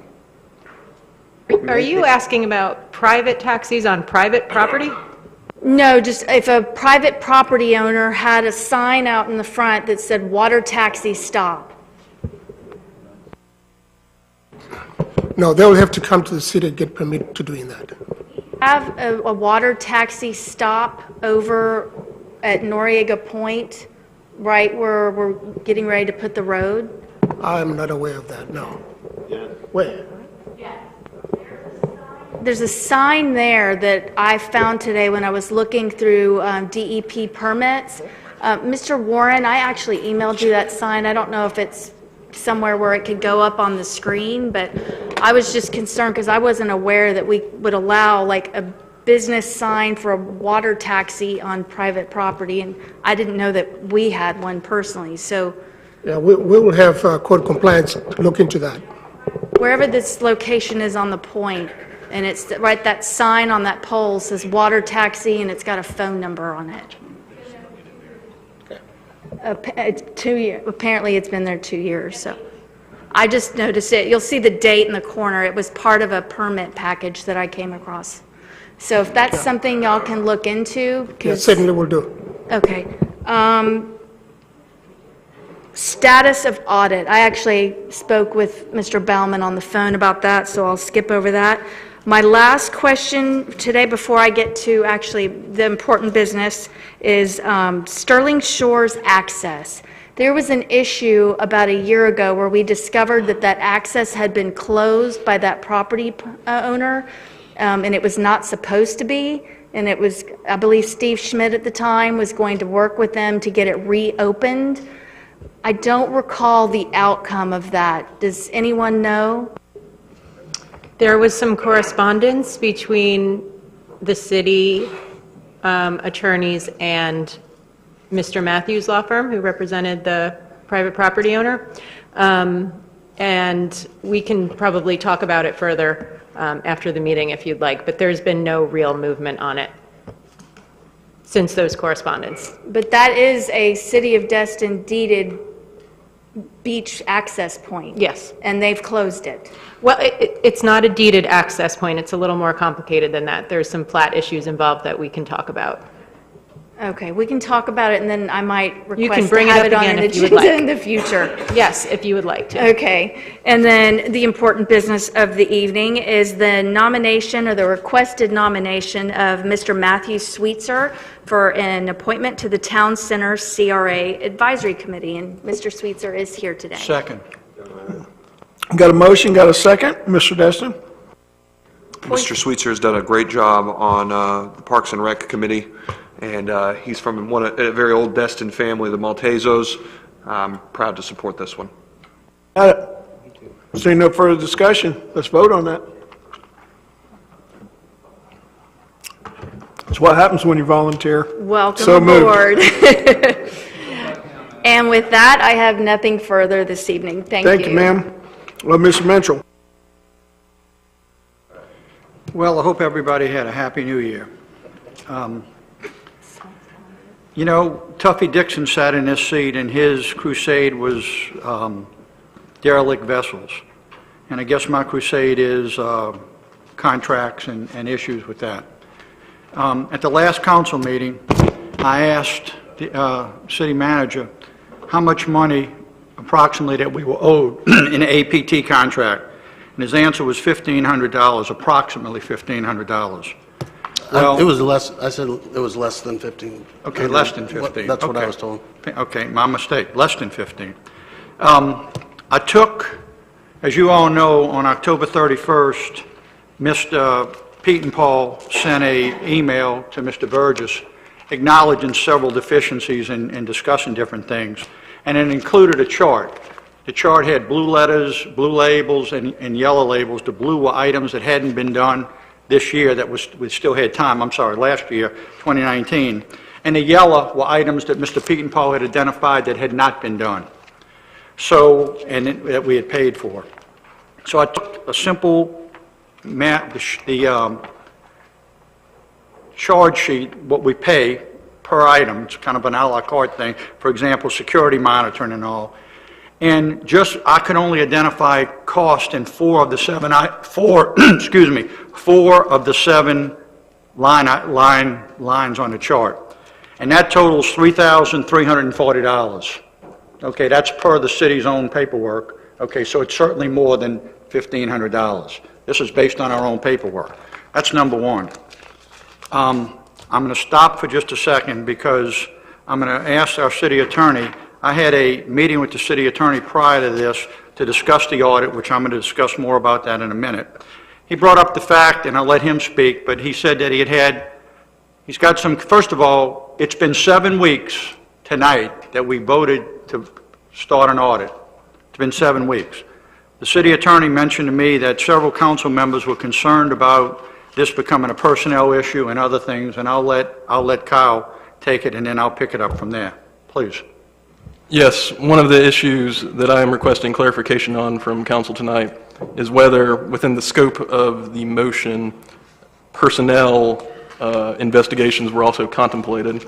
The scope of the motion was, hang on a second, let me read it to you.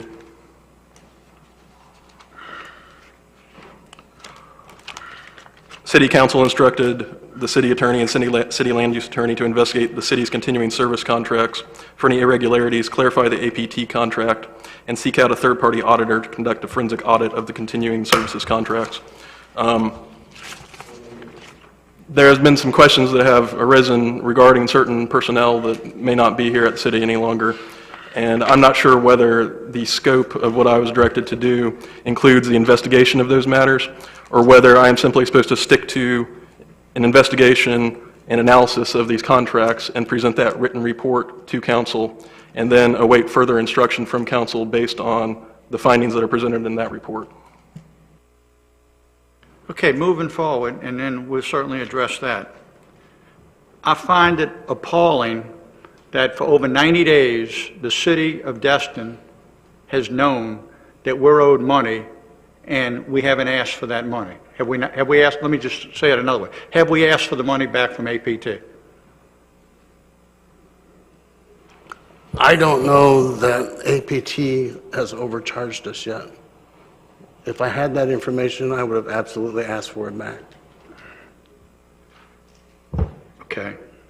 How do we not know that I mean, in this much time, we haven't been able to figure this out? I have asked Mr. Farmer to do an independent audit, and the council had directed the attorneys to do a separate audit. I was waiting for the information from that audit to form my final opinion. Steve, I want to ask you a question right now. Could you ask these same questions to our city manager individually, privately? Or I have. Did you? I have. And so when he went off the cuff and said he thought the cost was $1,500 and you found out it was $3,340, did you go back to our city manager? No, he hadn't been available. He's been out. He was on leave. Because he's the guy that is responsible, and you've got these questions, and it seems to me that this is a discussion that you and him should have in private.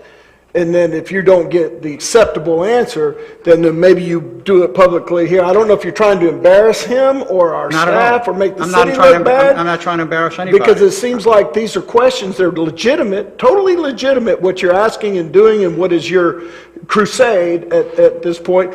But there's the right way and the wrong way. And you would understand it, being a lifelong FBI director, that there's always a chain of command. And you usually use that chain of command in the process. And it just seems, it's just rubbing me wrong right here, this discussion, because it seems like your job is not to find out the truth right here. It's almost to browbeat our staff. And you're allowed to do that, but I think there's a way to do it. And it just doesn't seem, this is not seemly to me.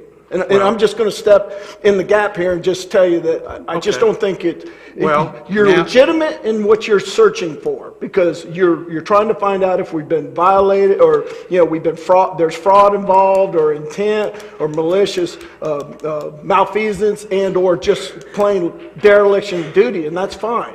but I don't think this is the time or the place, or at least the chain of command to do it. And that's all. Okay, well, now, let me just first start by answering, don't let the facts get in the way of a good story. Don't assume anything, because you don't know if I've had a meeting. So for you to opine like that and say, why didn't you do that? I've had several closed doors with the city manager on a variety of issues. And I told him the last time, this is the last time I'm coming in here privately. I've given him lots of times to take corrective action on a host of things, and they haven't been done. I'm not trying to embarrass anybody. Everybody wants to know I'm not on any crusade. I'm not job hunting. I'm not looking to do anything. I'm looking to do my job. I'll point out that every single council member up here had these audits, and nobody found these things, because it was just going to be rubber stamped. I don't care if it's 2 cents or 5 cents or $5 million. The fact of the matter is we have a systemic problem. It didn't just start with these things. Historically, we can go back. Several years ago with Gulf Power, we can go back. We can go back to a FEMA grant that we were overpaid $18,000 and had to give a refund to. There's all kinds of financial issues here. It's not just any one thing. So for us to sit here and say we don't know or we don't know that, we've known about this for a long time. More troubling, okay, and it's depressing, and Dr. Ramswell showed you that sheet. There appears to be first of all, we have a lot of hard-working staff. By and large, most of our staff work overboard. They do a fantastic job. But it appears there's some staff members that don't have the city manager in their best interest. If they would, you wouldn't have a document like this with this many mistakes coming out here. This is embarrassing. This is embarrassing for the city manager. And we could go on and on and on. And it appears that some people that are supposed to do their job to help the city manager aren't doing it. And we keep kicking the can down the road, we keep kicking it down the road, and on and on and on. And all we keep getting, whether it's this, or whether it's Airport Road guardrail, or whatever it is, everything is an excuse, or everything is misinformation. Let me stand corrected, not everything, many things. Okay? This is not meant for an embarrassment or anything. When we make the statement, oh, well, we've been doing it like that for 9 years. What difference does it make if we pay for the pest control in a building that we shouldn't have? When we have to ask about contracts, the sheriff's office doesn't have a generator, but yet it's on there. It's not any one contract. Our contract oversight has been a failure. Okay? And we can do everything we want to correct the problems down the line, but as I've said, we've put everything in place, we've got policies in place to make it happen in the future, but the cattle are out and we haven't collected the cattle. The problem with that statement is, though, the policies are put in place and you're not giving the people the time to do it without trying to throw them under the bus in a public forum, and that's what rubs me wrong. Well, you're entitled to your opinion. And that's exactly my opinion, and I share it with you. At any rate. And you have the floor, by the way. Moving forward, well, thank you. Moving forward, we just want to get this corrected and move forward. So we have to ask the question, okay, because it hadn't been answered. As far as a motion moving forward, our attorney has said he needs guidance. He wants to know. We're not looking, okay, it's not a personnel issue. If you review these things and you happen to find an error, it doesn't matter what the name is, it's Jones, Frank, and there may not be any errors. So it's not a targeted personnel issue, it's a review of the thing.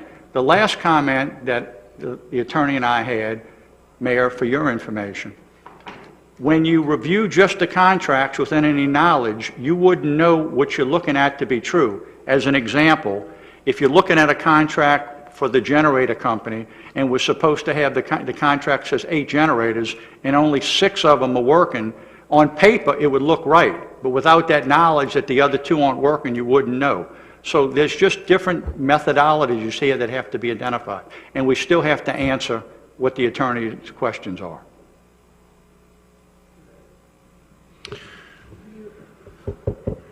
I want to figure out the way to best conduct this continuing services audit in a way that guarantees that we do not spend,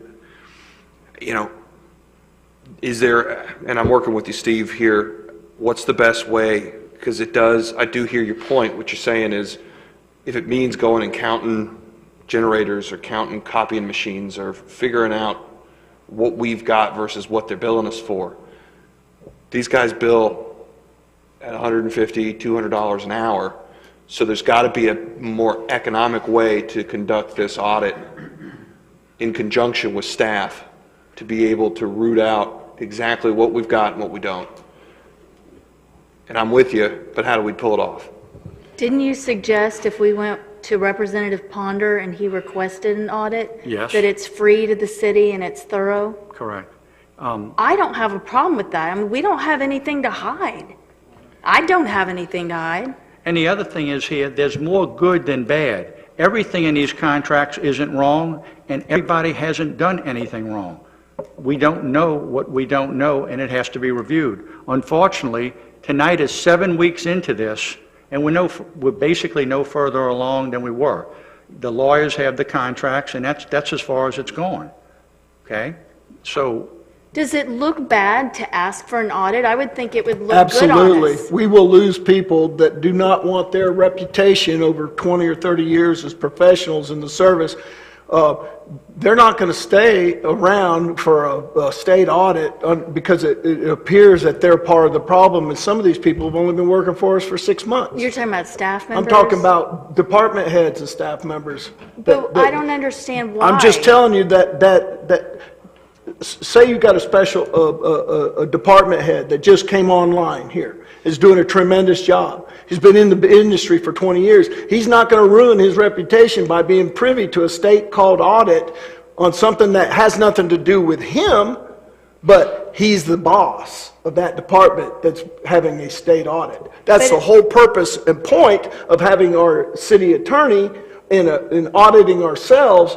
Because when you call the state in, it goes into the press for one thing, but then until proven innocent, you're assumed guilty. But and that's why bringing a state audit will damage the city. But see, I look at it from the Especially if we're perspective talking about $400 or $500 or $3,000 worth of But clearly mistakes. there's something there, and I look at it from the perspective that we're asking for help. It's not like some outside agency has called in because they suspect there's something fishy going on. It's us reaching out for help. Look, we want to make sure our books are right, where all of our I's are dotted, our T's are crossed, everyone's in the clear. We do have new folks, so if there are things from the past, it's not their fault. They're here part of the solution, not the problem.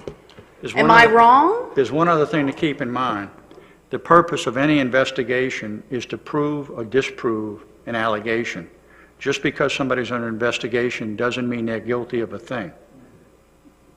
Okay? Just because somebody's... And the only other thing I'll say to your statement, Mayor, is the fact that in other words, they don't have a black eye if they're audited internally, but if they're audited from the state, they have a black eye.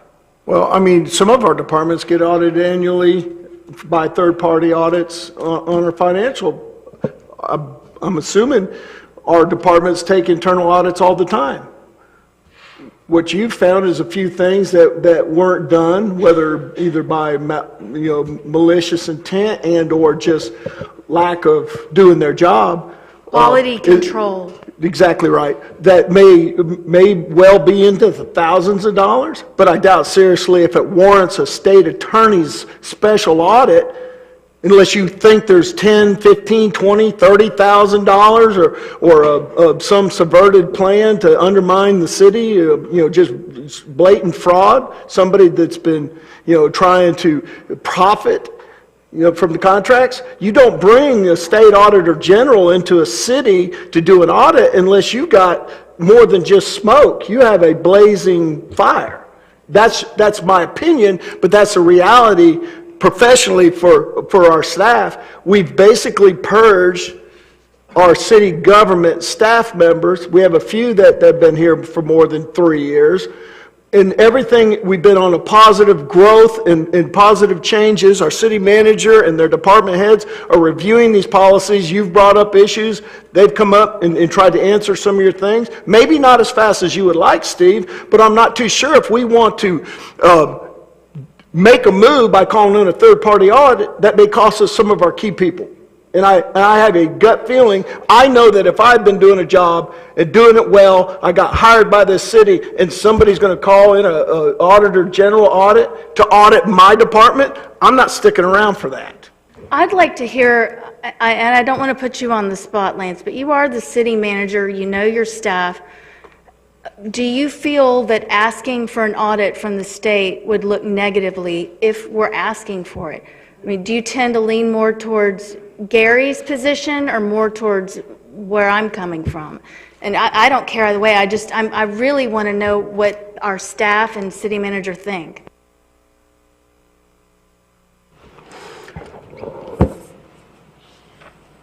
I officially turned over 1 year about a week ago in this position, and I think we've made a lot of progress. I'll start out by saying that. When y'all interviewed me for the position, one thing I told you was I will not lie to you, and I have never lied to this group. If you want my honest opinion, then I'm going to give you my honest opinion. I do not, in any way, shape, or form, think it's a good idea to have a state audit come in on this organization. Especially, and I will just say this, I would encourage each council member, and I will send this document out if you want me to read the directions related to a survey that we're required to fill out for the grant that we're getting from the U.S. Treasury. If you read those instructions, it will tell you things that they're looking for and things that have happened within our organization within the past year. And I think you all would appreciate knowing what they're looking for in there. I'd love to see it, and I appreciate your straightforwardness, I really do. Lance, while we have you on the mic, you've been here for a year and you've been with the city much longer and a department head for a very long time. Do you see any kind of, and certainly we've got a problem with the ADT contract and a few others, but do you see any kind of negligence or potential malfeasance with our finances that raises to the level that we need a state investigation? No, not a state investigation, and I was embracing the audit that council proposed because that would give me some information that I need to make good decisions. I need facts to make good decisions, and I will be the first one in line to report someone if they're doing something illegal under my watch. Don't worry, I promise you, I will be reporting them myself, but give me the opportunity to do that. I have an idea, Lance, okay, because first of all, I didn't ask for the state audit this time. That was brought up. I mentioned that. Okay, no, but I'm just saying, I'm not advocating that. I said that the first time, and it was an alternative. Here's another alternative, okay, something to talk about. First of all, like I say, it's been 7 weeks, and basically nothing's been done, okay? What about, Lance, you have your own department heads do a self-audit and report back to you, okay? All right? In other words, do something. The problem is, whether it's Kyle or Kim or any other lawyer, like I said, or any outsider, you can call in anybody. If they're just looking at papers, they don't know what they're looking at. Papers can fool anybody, okay? But if Mr. Burgess looks at all of his contracts and goes back and looks at it, a lot of these things, first of all, many of the things we're talking about certainly happened before I was here, happened before you were here, happened before, that type of thing. So that's what I'm saying. We've been here 7 weeks, and it's just another example of nothing getting done. So my alternative would be do a self-assessment, okay? Actually take the continuing service contract. We know, based on Mr. Pete and Paul's email, that there was verbiages in the contracts that were incorrect. For example, sprinkler systems in this building that didn't exist. Have those contracts been modified? I don't know that answer. I'm just asking. Those are the kind of things, we know there's problems there. Let's take the initiative and fix them. So that would be an alternative that's not going to cost us, it's going to cost us staff time and money, but do your own assessment. Do a self-assessment. And that's the whole thing here. I'm not grandstanding. I just want to fix the problem. So I offer that as a suggestion if council would agree with that. Just let you conduct your own audit yourself. Let the department heads take each thing. What contract needs to be fixed, fix it. And then go back, like we questioned about the sheriff's office station with the generator. verify if in fact we paid for it or not for a year or two by mistake. Let's get this figured and let's get finished with it. So that's an alternative, if you're all right with that. I would take any approach I can take to gain information to make better decisions. And we have been working on improving our processes because that's what this council asked me to do from day one, look at our processes and find where there are flaws and improve those processes. And in a year's time, we have improved many processes. And is it silent and behind the scenes? Absolutely it is. And I probably need to celebrate those changes more with you all so you can see what we're doing. But we are making progress. We are doing the job, and we have to keep the city running while we're doing these side projects. So, I mean, I'm not, there's holidays involved here, and I mean, I can't tell my staff they can't take holidays, and there's just a lot of spinning plates, is what I like to say, that I have to keep spinning, and to say that we're not doing anything, it's a little unfair. It's quite a bit unfair, because we are keeping a city running and trying to accomplish what you all want. And Mr. Mitchell knows this, and I've told him this. I am on board with what he sees. He reads and reads everything word for word, and he shows me things that I wasn't aware of before. So I appreciate what he points out to me, and I just have to go about it in a manner where I feel comfortable moving it to the next level, and whatever that is, whether it's an improvement program, whether it's changing a policy, whether it's a disciplinary action. I don't know. It could be a lot of things. But I need to have the facts in my hand, real hard facts, not someone's idea of what happened. I want to know that this is really the fact before I pull the trigger on something. And that's all I'm trying to do. That's all. We already got a motion and we approved to have a third-party auditor come in. We've already got Kyle's firm doing that as well.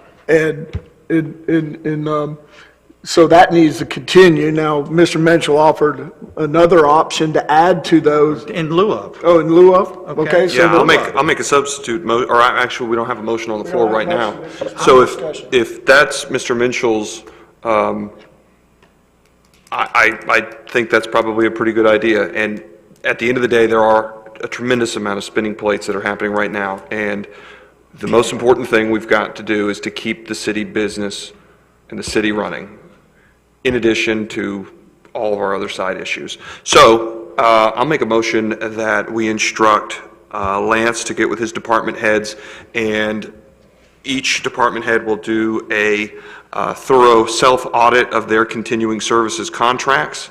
I'd like to put perhaps a timeline, a loose timeline on it of around 90 days to be able to come back, and as far as the attorneys are concerned, I believe it's best for them to deal with the giant avalanche of things from legal issues that are on their plate for the moment, and allow them to basically be as consultants or secondary backups. So should we find issues through this self-investigation, you immediately pop over and grab one of the attorneys so that we can begin the process that Steve's talking about to remedying these issues. Because at the end of the day, if we don't need to be paying for generators we don't have, we don't need to be paying for sprinkler systems we don't have. So I'd like to see that And beginning. Parker, if you would consider canceling out the former directive for them to do it. In other words, we need to cancel that motion. So the motion is cancel the previous directive. We're going to allow Lance and the department heads to conduct their own independent audits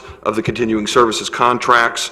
That puts a scope on it, and within 90 days, come back with us with a report. And if you do happen to find continuing services irregularities that can be quickly and easily solved simply by having probably Kyle communicate with APT or with any of the other contracts, then we'll do that. We don't have to wait the entire 90 days, so we can get the ball rolling on mopping this stuff up, because we only have so many resources and we need to get this stuff judiciously spread out. I got a motion. That's my motion. I got a motion. I'll second it. Got a second. I've got people in line here to discuss. So are you done? You're good? I'm good now. Okay. Next up then will be Mr. Braden. Thank you, Mayor. I think in our Lance, in our strategic workshop we had, whatever you want to call it, I believe it was said that there needed to be a lot more communication between the city manager and the council. And I agree with that 100%. And I hope that starting this year that we can, just like you said, you know, need more communication so we know what's going on, what's happening and what's not happening. Because as far as I know, I'm sitting here thinking there's nothing happening because I don't know. I'll say I know there's something happening because the city's running and, you know, things are happening and whatnot, but I'd like to know what's going on and what's coming up, and those reports that we're getting on a weekly basis. I mean, that was my favorite thing to read, to see what the city was doing, what all the departments were doing, what they were accomplishing, what they were working on, what was coming up. But I mean, that's going to be a monthly thing, and I'm sure that's going to be good as well. And the other report you're talking about is going to be nice to see. But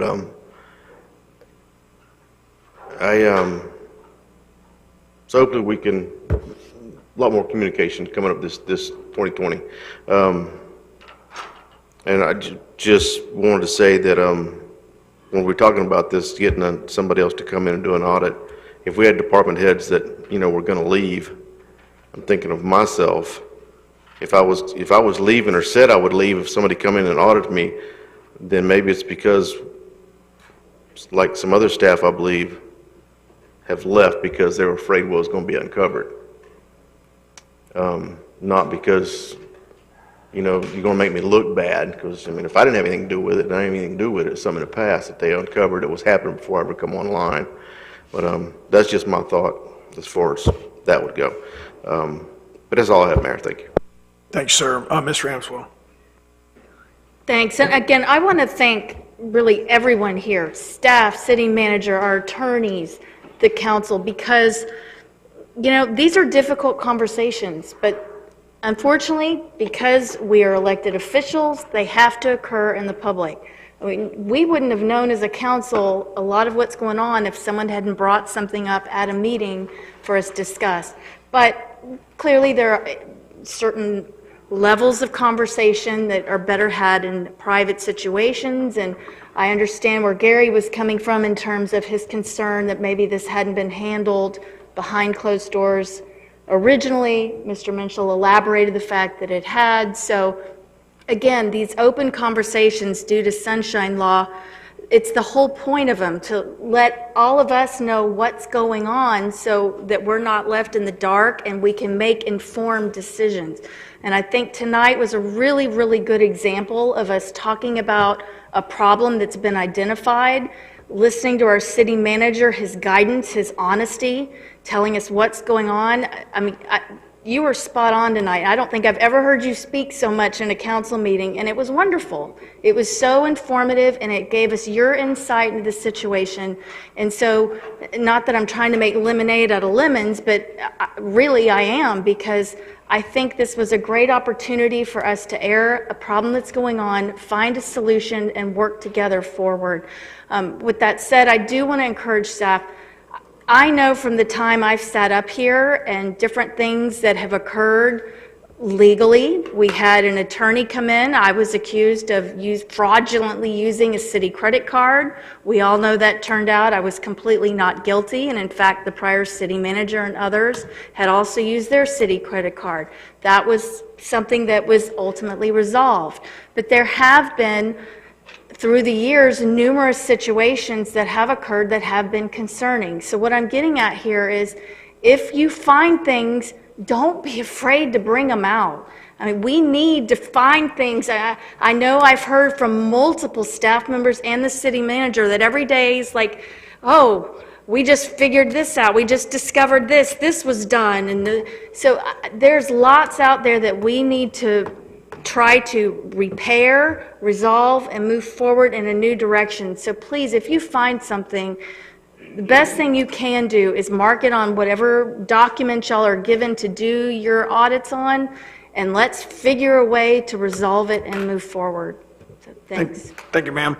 We got a motion, we got a second. Seeing no further discussion.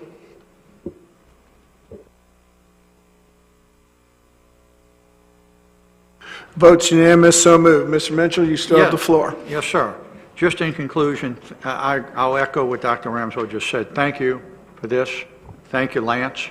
Okay? Again, this is something that is it's a work in progress, okay, period. The key thing that I have to stress, and I want to stress again, 99% of our staff are hardworking and haven't done anything wrong. I'm not sitting up here accusing any one person of anything. I said this on the onset, and I'll say it now, and it's the last time. We don't know what we don't know, okay? There may not be anything else wrong, okay? The fire department goes to a building when they see smoke. Whether there's a fire or not, it's to be determined. We've had some smoke, and we're going to check it out. So I appreciate everybody's input, and I think we've handled it now at the lowest possible level, and honestly, it's the best level to have it at, because as I said, nobody knows more about their department than the department head. Lance, if a department head doesn't do it right, okay, and that's on you, and you'll deal with that. So I think this is probably the best way we could have gone, okay? And I appreciate it. Thank you. That's all, Mayor. Thanks, sir. Mr. Oberdere. Mr. Marler. Thank you, Mayor. Didn't have anything originally, but now I got plenty. Come on, man. This is to piggyback on what was the last stuff that was said. If you go back and you start figuring out how much we have tasked the staff with in just the last 6 months, and tasked the 2 attorneys that we have on staff in the last 6 months, I could understand why it's been 7 weeks. It might take more than 7 weeks if we went with the other way, instead of going the direction we just with the department heads. Because if you're going to do it thoroughly, you're going to do it thoroughly. But you've got to remember, as the council up here, we keep piling more stuff on the staff, and that requires a lot more work for their work. So in that respect, I have to say, to our attorneys and to all the staff and Lance, if there's something we're doing wrong up here, let us know. In other words, are we putting too much of a burden on the staff, or we want results quicker than what needs to be done? I think that's part of our problem. Now, the other, I'll leave with that issue alone. The other issue is, first, I'm not very good with pronouncing it. So, is it livery or livery? What does the SAR say? Or we call it a livery ordinance, a livery ordinance? Because I've said it both ways, and a lot of people have. So tell me which. Livery. Livery. Okay. That's the subject that really gets me. To me, we are killing the goose with the golden eggs. I realize that we have a congestion in the harbor. We still have to address that. And I think we've tried to look at having a harbor master, somebody that controls the harbor. But are we doing the right thing? Are we trying to put people out of business, or are we trying to help them? Because I think government is getting too involved in stuff that we really don't need to be involved in. We need to make sure that we have a quality system in our city for our residents, but at the same time, do we want to take some residents' right to work away from them? I think we need to go back and look at that ordinance again. If y'all would, either the next meeting or within the next couple of meetings, I'd like to have that ordinance come back under my name, because I really want to reevaluate that. Ms. Carberger brought up parking. That's a sore subject in a lot of ways. Here's my scenario. A building, we approve a DO for a particular piece of property on a particular date, a particular year. At that time, they meet all the qualifications for parking. But over the years, we've gotten more people than they have parking for. Not more businesses, but more people. I mean, do we keep expanding and expanding and expanding? Do we punish a particular property owner because he doesn't have adequate parking now, that when he or she was approved of the development order, they had adequate parking according to whatever development order they were under at that time, or whatever ordinances we had? So that's an issue there. How much parking is not enough parking? Do we have parking for any and everybody? No, we don't. We are short on a lot of parking issues. And I'll bring back the subject of, it's time to start looking at the parking garage. We need to look at the facts on Cybert, well, how tall and how much we can build over there, or we're not going to run it. And it's not particularly for any particular business. It's basically for all our tourists and the locals. I mean, if you look at, just take New Year's Eve. I guarantee you there was not a space that was not used for parking somewhere where they weren't supposed to park, but we kind of put our blinders on because it's a special time. But how far do we go with that? How far does the government go if they were approved at the parking for parking during that DO, and then they got the CO for the same reason at the time? Then they're not in violation. They had the parking they were supposed to have. If they don't add anything else to it, then they still have the parking that was allowed then. So I really think we need to go back and revisit public parking again, and I really believe in the way of trying to help all the citizens and not just one particular an entity or anything like that. And lastly, but not least, that's another thing I'd still like to bring back is the parking issues in the next couple of meetings under my name, because I think it's time to really look at parking garages, and I'm going to leave it at that because I'm a little angry about some other things, but I will let that go for now. Thanks, sir. Mr. Destin. Nothing tonight, Mayor. Mr. Morgan, you have an item here. Yeah, I do. So the crosstown connector, then this is something to think about, but we've established two things with it. One is that it was designed to become a 4-lane road quite easily, but two, it is certainly going to be a 2-lane. I'm sorry, did you say 4-lane? Yeah, it was designed to become a 4-lane road easily with the large medians, with that in mind. There's nothing planned for it to be a 4-lane. There's nothing on the books. There's no money been set aside. But as it's going to be built now, if we had approved it, it would be a 2-lane road. But those 4 lanes don't matter. Its ability to become a 4-lane road doesn't matter if Legion Drive from Airport to Beach and Azalea Drive are not 4-laneable, which Azalea Drive currently is because it's got large right-of-way. So now whether or not you want to build the road that I would like to see, or if we want to spend more money to redesign this road to be another 2-lane road, I still think it would be good to vacate the right-of-way on Azalea Drive, or at least some of it. I know staff had some issues with it regarding undergrounding utilities, but if you vacate that right-of-way, then you prevent Azalea Drive from becoming 4 lanes forever. And therefore, therefore, the crosstown connector, even if you have those large medians where it could become 4 lanes easily, if you can't 4-lane Azalea, it doesn't matter.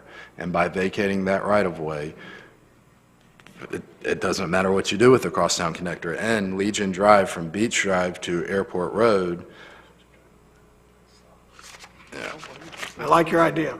and so what I would do is I would move to have our Public Works Director and City Engineer give us a report on whether or not you could build a 4-lane road on Legion Drive from Airport to Beach Drive right now with the right-of-way that we currently have.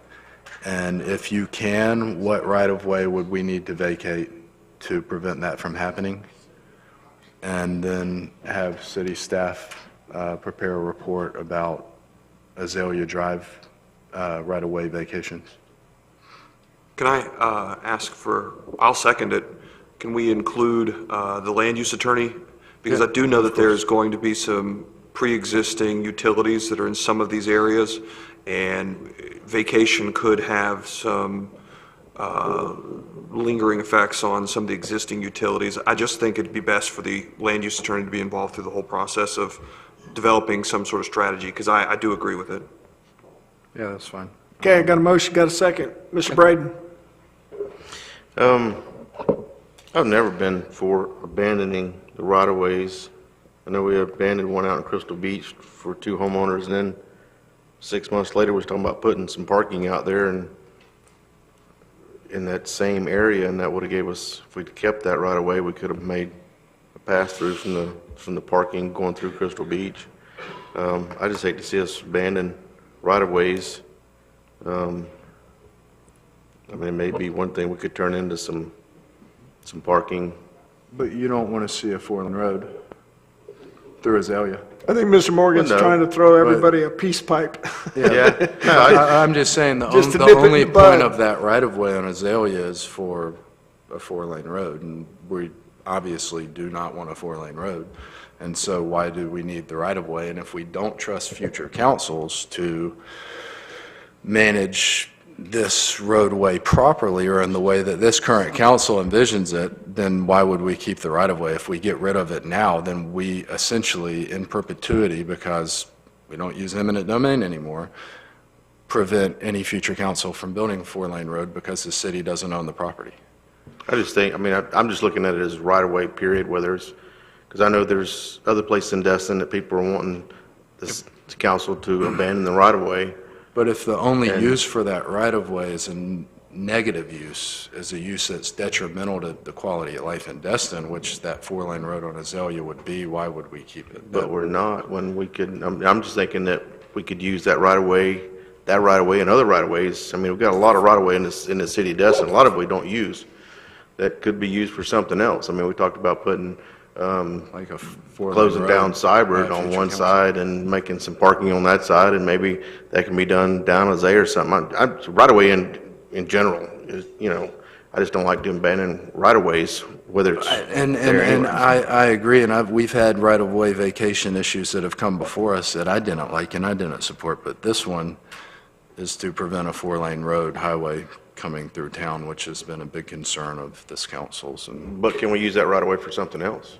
it's in front of people's houses, so Big, probably big, not, giant, you know. I mean, just 12-foot come- wide sidewalk sounds good to me. That's right, walking, But we already biking have trail. sidewalks I mean, on, think we already 20, have, 30 yeah, years. but we already have sidewalks on one side of Azalea, so just vacate the other side of it. Yeah, and they're so broke up.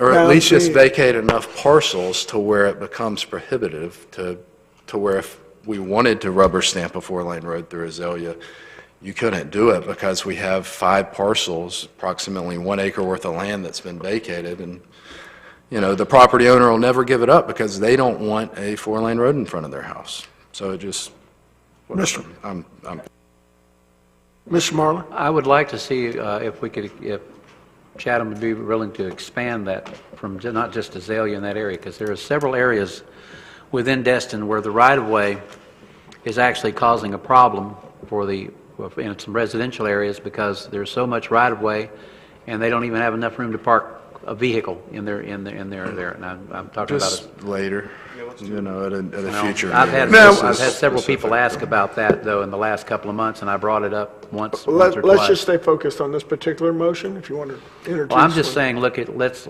not just confine it to just those 2 right-of-ways, but kind of a right-of-way audit, you know, I hate that word audit, to give an idea, because I think that it'd be more beneficial that way. Councilman Marler, if you put those specific requests under your name for the next meeting, you're going to have my full attention to discuss Okay. them, but I don't know if it's best to package. Right, Okay. I agree with you, sir. Ms. Ramswell? I think I've said my piece. I was Okay. just, yeah, All let's right. move on. All right, we got a motion, we got a second, let's make a vote.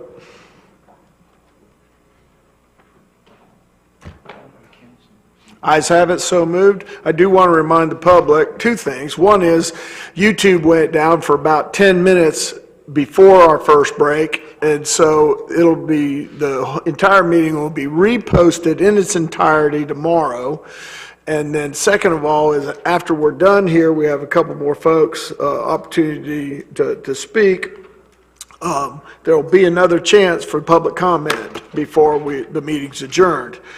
I'm up next, and the only thing I would like to, Kyle, to put you on the spot, do you want me to bring up the personnel attorney to look into the Tim Petenpaul deal?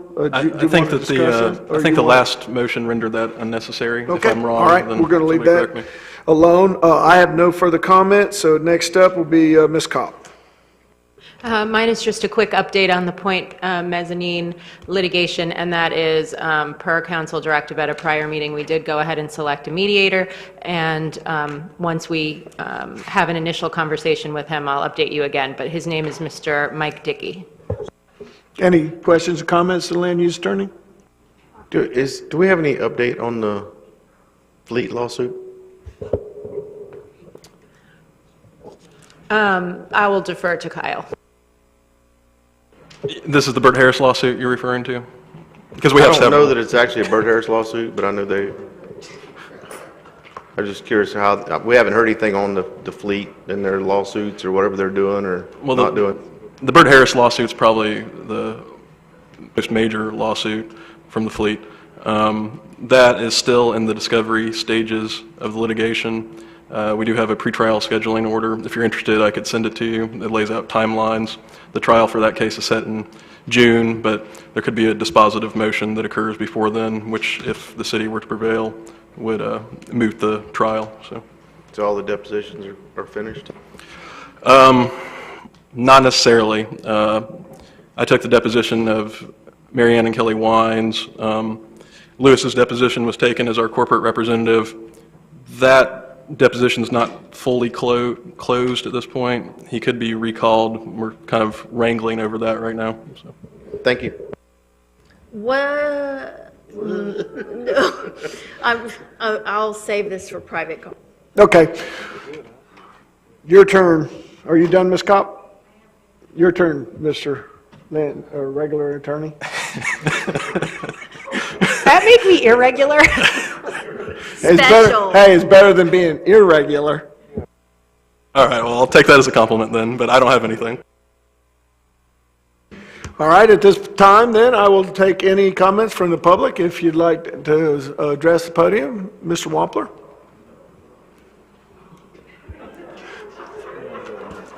It's after 9 o'clock, so your time has been reduced to 45 seconds. Thank you for your time. You voted no. I've got to come say something. Hey, so the only question I have is the short-term vacation rental task force disbanded at this point? Yes. Can we make it official?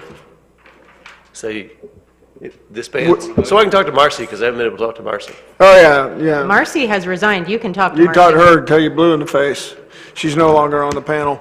All right, any other comments? Bill? You're regulated to 15 seconds.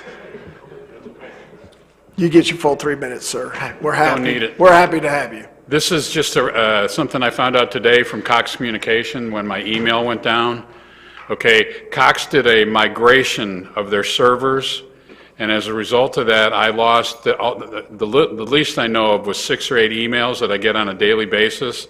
That number runs from 6 to 50. Okay, well, since January the 2nd, I've had 0.